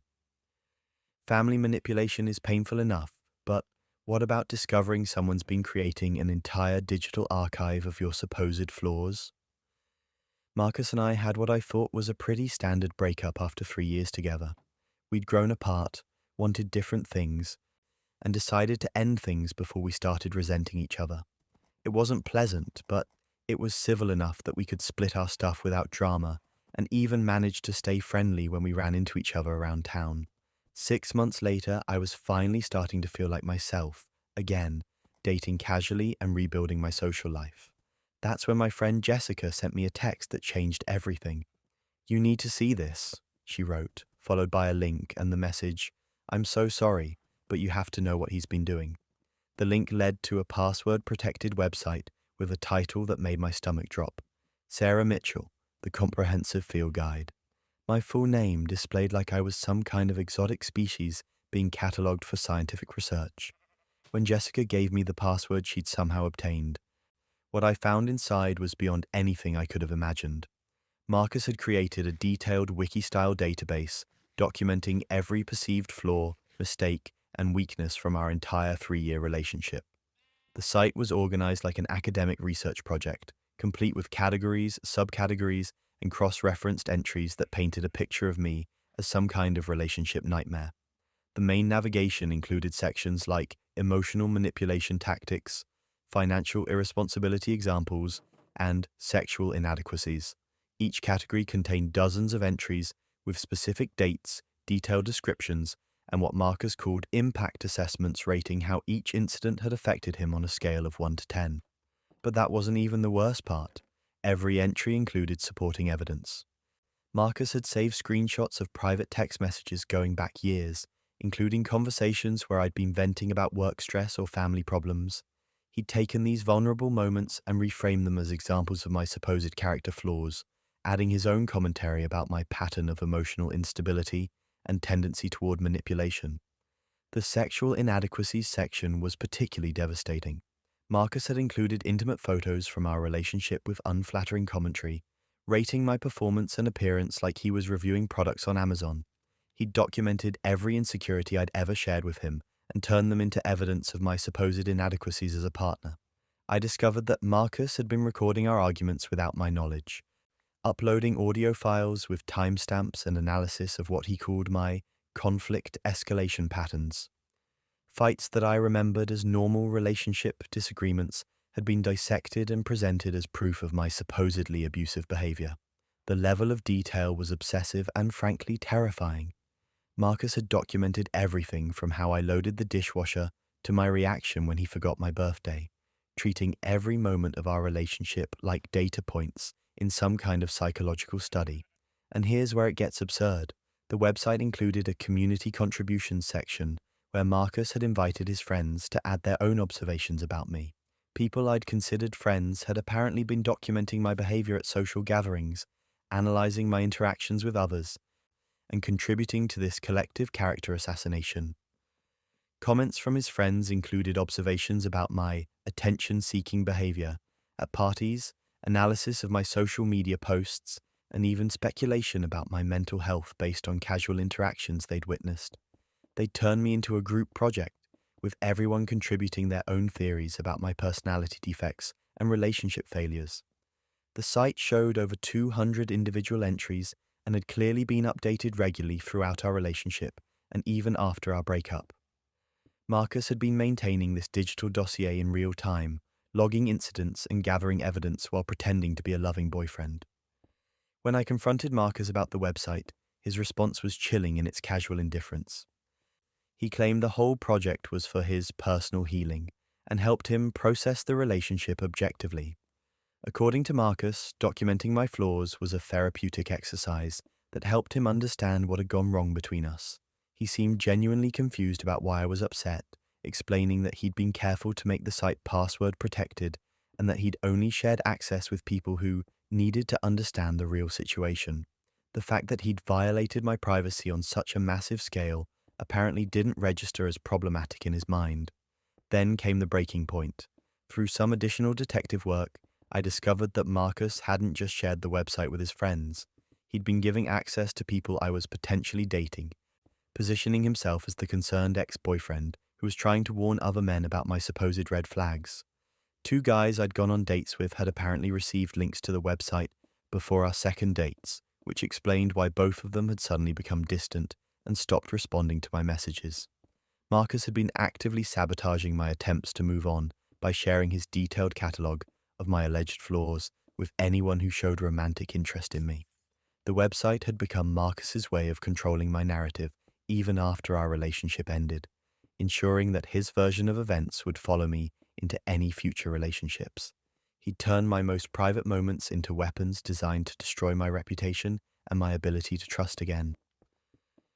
The psychological impact of discovering that someone I'd loved and trusted had been systematically documenting my vulnerabilities was devastating. Every intimate conversation, every moment of insecurity, every private struggle had been recorded and weaponized against me. I immediately contacted a lawyer who specialized in digital privacy violations and defamation cases. The legal process was complex because the website existed in a gray area between free speech and harassment, but we were able to build a strong case based on the unauthorized recordings and the distribution of intimate images. The court granted an emergency restraining order, requiring Marcus to immediately take down the website and cease all contact with me. We also obtained a court order requiring him to provide a list of everyone who'd been given access to the site, so we could ensure all copies were deleted. Working with a digital forensics expert, we traced the website's traffic and discovered that Marcus had shared the link with over 30 people, including mutual friends, his family members, and complete strangers he'd met online who were apparently interested in relationship drama. The most disturbing part wasn't even the violation of privacy, though that was bad enough. It was realizing that Marcus had been living a double life throughout our entire relationship, pretending to care about me while simultaneously building a case against me like I was some kind of criminal defendant. The legal proceedings forced Marcus to admit the scope of what he'd been doing, but he never showed genuine remorse for the violation. Even in court, he maintained that the website was a legitimate form of personal expression and that he had every right to document his experiences in our relationship. I've since relocated to a different city and completely rebuilt my online presence with help from cybersecurity experts. The experience taught me to be much more careful about digital privacy and to pay attention to red flags about partners who seem overly interested in documenting or analyzing relationship dynamics. The most lasting impact has been learning to trust my instincts again and recognizing that someone who truly loves you doesn't treat your vulnerabilities like evidence to be collected and used against you. Recovery from this kind of systematic violation takes time, but it's possible to rebuild both safety and the ability to be intimate with others. Online violation of privacy can be devastating, but what if someone's been monitoring your most private moments in your own home? Living with someone means adjusting to their habits, and I thought I'd gotten used to most of my husband Tom's quirks over our 4 years of marriage. He's particular about organization, likes things done efficiently, and has strong opinions about time management. What I didn't realize was that his interest in efficiency had extended to monitoring my most private moments with scientific precision. For months, I'd noticed Tom seemed unusually irritated whenever I came out of the bathroom. He'd make these passive-aggressive comments about me finally being done, or mutter something about taking forever under his breath. When I'd ask what was wrong, he'd claim he wasn't upset, just making an observation about time management. The comments escalated gradually. Tom would mention how he could shower, brush his teeth, and be ready for work in under 10 minutes, while implying that my routine was unnecessarily lengthy and inconsiderate. He'd tap his watch dramatically when I emerged from the bathroom, or make pointed remarks about how much water I was probably using. I started feeling self-conscious about my bathroom habits, which had never seemed particularly excessive before. I take normal showers, spend a reasonable amount of time getting ready in the morning, and occasionally need a few extra minutes for normal biological functions. Nothing that seemed worth the level of commentary and frustration Tom was displaying. Last week, Tom was in the shower when our favorite Thai restaurant called to confirm our takeout order. I grabbed his phone from the nightstand to handle the call, and that's when I noticed a notification from an app I'd never seen before called Bathroom Monitor Pro. The name alone was strange enough to make me curious, so after handling the restaurant call, I opened the app to see what it was. What I discovered made me feel physically sick to my stomach. But that wasn't even the worst part. Tom had been logging every single bathroom trip I'd taken for the past 2 years. The app displayed detailed statistics that looked like something from a corporate efficiency analysis: average time spent, frequency patterns, time of day charts, and even seasonal variations in my bathroom usage. The interface showed graphs tracking my habits over months and years, with color-coded categories for different types of bathroom visits. There were charts showing my peak usage times and efficiency ratings that compared my bathroom duration to what the app considered normal ranges. Most disturbing was a section labeled Cost Analysis that calculated how much of our water bill and utility costs were supposedly attributable to my bathroom habits. Tom had apparently been treating my basic biological needs like a business expense that required monitoring and optimization. The app showed that Tom had installed a motion sensor near our bathroom door that automatically logged whenever I entered and exited, syncing the data to his phone without my knowledge. For 2 years, every moment of privacy I thought I had in my own home had been tracked and analyzed like I was a research subject. Reading through the data felt like discovering that my husband had been conducting a secret surveillance operation on my most private activities. The level of detail was obsessive and frankly disturbing, treating normal human functions like problems that needed to be solved through data collection. When Tom got out of the shower and found me sitting on the bed with his phone open to the app, the look on his face told me everything I needed to know. He didn't seem surprised or ashamed. He looked annoyed that I'd discovered his monitoring system. The conversation that followed was one of the most surreal of my marriage. Tom didn't deny what he'd been doing, or try to claim the app was some kind of mistake. Instead, he launched into what sounded like a prepared defense of his bathroom surveillance project. According to Tom, he'd been gathering objective evidence that I was taking too long in the bathroom, and that my habits were a form of controlling the household. He claimed that my bathroom usage was affecting his morning routine, and that he needed data to prove his point, in case we ever needed to address the issue formally. The clinical way Tom discussed his monitoring made me feel like a laboratory rat rather than his wife. He talked about my bathroom habits like they were a problem requiring intervention, complete with statistical analysis and efficiency metrics. And here's where it gets absurd. Tom revealed that he'd been sharing the bathroom monitoring data with his mother and sister, who had apparently been offering advice on how to address the issue of my supposedly excessive bathroom usage. He'd turned my private bathroom habits into a family discussion topic, complete with charts and graphs documenting my every trip to the toilet. Suddenly, the strange looks I'd been getting at family gatherings made horrible sense. Tom's mom and sister had been giving me odd glances and making subtle comments about time management because they'd been discussing my bathroom schedule like it was a legitimate family concern. The level of humiliation was staggering. Tom had violated my privacy, monitored my most basic biological functions, and then shared that information with his family members like it was acceptable dinner table conversation. They'd been analyzing my bathroom habits and strategizing interventions while I sat obliviously at family dinners. When I demanded that Tom explain why he thought any of this was acceptable, his response showed a complete disconnect from normal relationship boundaries. He claimed that monitoring my bathroom usage was no different from tracking household expenses or managing shared resources. Tom seemed genuinely confused about why I was upset, insisting that he'd been trying to help our relationship by addressing what he saw as an efficiency problem. In his mind, the surveillance was a reasonable response to what he perceived as inconsiderate behavior on my part. Then came the breaking point. Tom actually pulled out printed reports from the app, showing me charts and graphs that he'd apparently been planning to present as evidence of my bathroom problem. He'd created a formal presentation about my toilet habits, complete with recommendations for improvement and efficiency targets. The reports included comparisons to national averages for bathroom usage, cost-benefit analyses of different morning routine schedules, and even suggested time limits for various bathroom activities. Tom had turned my basic human needs into a corporate efficiency project.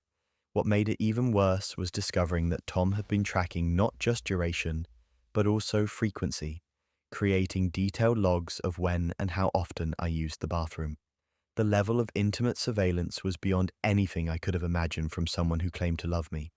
Looking at the data, I realized that Tom had been using the monitoring information to make his passive-aggressive comments more targeted. When he'd complain about me taking forever, he was working from actual statistics rather than general impressions. The conversation spiraled as Tom continued to defend his surveillance system, insisting that data-driven relationship management was more fair and objective than relying on feelings or communication. He seemed to think that replacing normal human interaction with statistical analysis was an improvement rather than a massive violation. We're now in couples therapy, where Tom is slowly beginning to understand that monitoring your spouse's bathroom habits without their knowledge isn't normal relationship behavior. The therapist has been working with him on concepts like privacy, trust, and basic human dignity. The hardest part has been rebuilding any sense of privacy or intimacy after discovering that my most basic biological functions have been treated like a surveillance project for 2 years. Every time I use the bathroom now, I'm hyper-aware of the time and wondering if Tom is somehow still monitoring my habits. The motion sensor has been removed, the app has been deleted, and Tom has agreed to stop discussing my bathroom usage with his family members. But the trust that was broken by 2 years of secret surveillance isn't something that can be easily repaired through therapy sessions. Invasion of privacy within a home is disturbing. But what if someone's been using your identity for financial gain without your knowledge? I've always been pretty casual about my online shopping habits, checking my Amazon account maybe once every few months when I needed to track a package or return something. My partner and I share most expenses, so when I'd occasionally notice random purchases I didn't remember making, I'd assume they were either drunk impulse buys I'd forgotten about, or things my partner had ordered using my account. The purchases were never anything dramatic enough to raise red flags. Random items like replacement phone chargers, kitchen gadgets I thought might be useful, socks and underwear that seemed practical enough. The amounts were small enough that they didn't impact our budget noticeably, and honestly, my spending habits are chaotic enough that forgetting about a $15 phone charger seemed totally plausible. My partner would occasionally ask about packages that arrived, and I'd shrug and say I must have ordered whatever it was during a late-night Amazon browsing session. We'd joke about my apparent shopping amnesia and move on with our lives. Neither of us thought to dig deeper into what was becoming a pattern of mysterious purchases. The items themselves seemed like things I might actually buy. Practical stuff that fit my lifestyle and interests. Nothing so random or expensive that it would make me suspicious. Whoever was doing this had apparently studied my purchasing history well enough to blend in with my normal shopping patterns. Last month, everything changed when a 65-inch smart TV was delivered to my front door. The delivery guys insisted it was for my address and showed me the order confirmation on their tablet. Since I definitely hadn't ordered a TV and neither had my partner, I knew something was seriously wrong. But that wasn't even the worst part. When I logged into my Amazon account to figure out what was happening, I discovered a purchase history that looked like someone else had been living my digital life for the past 2 years.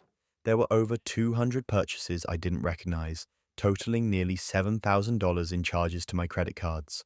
The items had been shipped to addresses all over the country, apartments in different states, P.O. boxes I'd never heard of, and residential addresses that meant nothing to me. Someone had been using my account like their personal shopping service, ordering everything from electronics to clothing to household items and having them delivered to multiple locations. Going through months of purchase history felt like reading someone else's shopping diary. There were patterns I could identify: bulk orders of phone accessories, regular purchases of beauty products I never use, and multiple orders of the same item shipped to different addresses. This wasn't random fraud, it was systematic exploitation of my account by someone who understood how to stay under the radar. The financial impact was staggering, but what made it worse was realizing how long this had been happening without me noticing. 2 years of unauthorized purchases spread out strategically to avoid triggering any automatic fraud alerts or raising suspicions during my casual account check-ins. Through process of elimination, I started trying to figure out who could possibly have gained access to my login information. The timing of when the purchases started was key. They began almost exactly 2 years ago, which coincided with when my cousin Rachel had stayed with me for 3 weeks while transitioning between apartments. Rachel had been going through a rough patch financially and personally, so I'd offered her my guest room while she got back on her feet. She'd been grateful for the help and seemed to be working hard to rebuild her life. During her stay, she'd borrowed my laptop occasionally and had definitely seen me log into various accounts, including Amazon. And here's where it gets absurd. When I confronted Rachel about the unauthorized purchases, she didn't deny it or act surprised that I'd figured it out. Instead, she casually admitted to everything like she was confessing to borrowing a cup of sugar without asking. "I figured you wouldn't mind helping family out," she said, as if using my credit card for 2 years without permission was some kind of extended family favor. "You obviously don't check your statements that carefully anyway, so I didn't think you'd even notice." The casual way Rachel discussed what amounted to identity theft was breathtaking. She talked about stealing thousands of dollars from me like it was a reasonable assumption about family obligations, not a serious crime that had been happening for years. Rachel explained that she'd memorized my login information while staying with me and had been using my account ever since. She'd even set up Amazon household profiles to make her activity harder to track and had somehow saved my payment information across multiple devices she'd gained access to over the years. Things went from bad to unhinged when Rachel revealed that she'd shared my account access with several of her friends, creating a small network of people who'd all been using my payment information for their own purchases. What started as one person stealing from me had expanded into a group fraud operation, with multiple people treating my Amazon account like a communal credit line. The scope of the violation was staggering. Not only had Rachel been stealing from me for 2 years, but she'd also distributed my financial information to people I'd never met, giving them access to make purchases and potentially access other sensitive account details. When I demanded that Rachel explain how she could possibly justify this level of theft and deception, her response showed a complete disconnect from normal moral boundaries. She seemed genuinely confused about why I was upset, insisting that family should help each other out, and that I clearly had enough money to absorb the losses. Rachel actually tried to frame her theft as a form of wealth redistribution, claiming that she and her friends needed the items more than I did, and that I should be happy to help people who were struggling financially. The entitlement was mind-boggling. Then came the breaking point. When I told Rachel that I was planning to report the theft to both Amazon and law enforcement, she got angry and accused me of being selfish and vindictive. According to her, pursuing legal action against family was worse than the original theft, and I was overreacting to what she characterized as a misunderstanding about boundaries. Rachel tried to rally other family members to her side, claiming that I was trying to get her arrested over money that I probably wouldn't have missed if I'd been paying attention to my accounts. She positioned herself as the victim of my supposedly excessive reaction rather than acknowledging her role in systematic financial fraud. The family drama that followed has been almost as exhausting as dealing with the financial aftermath. Some relatives think Rachel's actions were clearly criminal and support my decision to involve law enforcement. Others believe that family disputes should be handled privately and that I'm being too harsh by pursuing legal consequences. I've had to completely lock down my financial identity, changing passwords on every account, setting up fraud alerts with all 3 credit bureaus, and working with my bank to ensure no other accounts have been compromised. The process of securing my financial information and undoing 2 years of unauthorized access has been incredibly time-consuming and stressful. Amazon has been helpful in investigating the fraud and removing the unauthorized accounts Rachel set up, but recovering the money charged to my credit cards is an ongoing process that involves disputes with multiple financial institutions. I'm pursuing criminal charges for identity theft and fraud, despite the family pressure to handle everything privately. The fact that Rachel shared my information with multiple people and showed no remorse for years of systematic theft makes this feel like a case that needs legal resolution rather than family mediation. Family gatherings are now extremely awkward, with relatives divided over whether Rachel's actions constitute real theft or just a family misunderstanding that got out of hand. The split in family loyalties has created lasting tension that extends far beyond the original financial crime. And there you have it, another collection of jaw-dropping Reddit stories that remind us that sometimes truth really is stranger than fiction. If you've made it to the end of today's episode, you're officially part of our Reddit drama family. Drop a comment below telling me which story shocked you the most, and don't forget to subscribe for more unbelievable true stories. Sweet dreams, everyone, and remember that sometimes the people closest to us are hiding the biggest secrets. I'll be back next week with another collection of stories that will make your own family drama seem positively normal in comparison.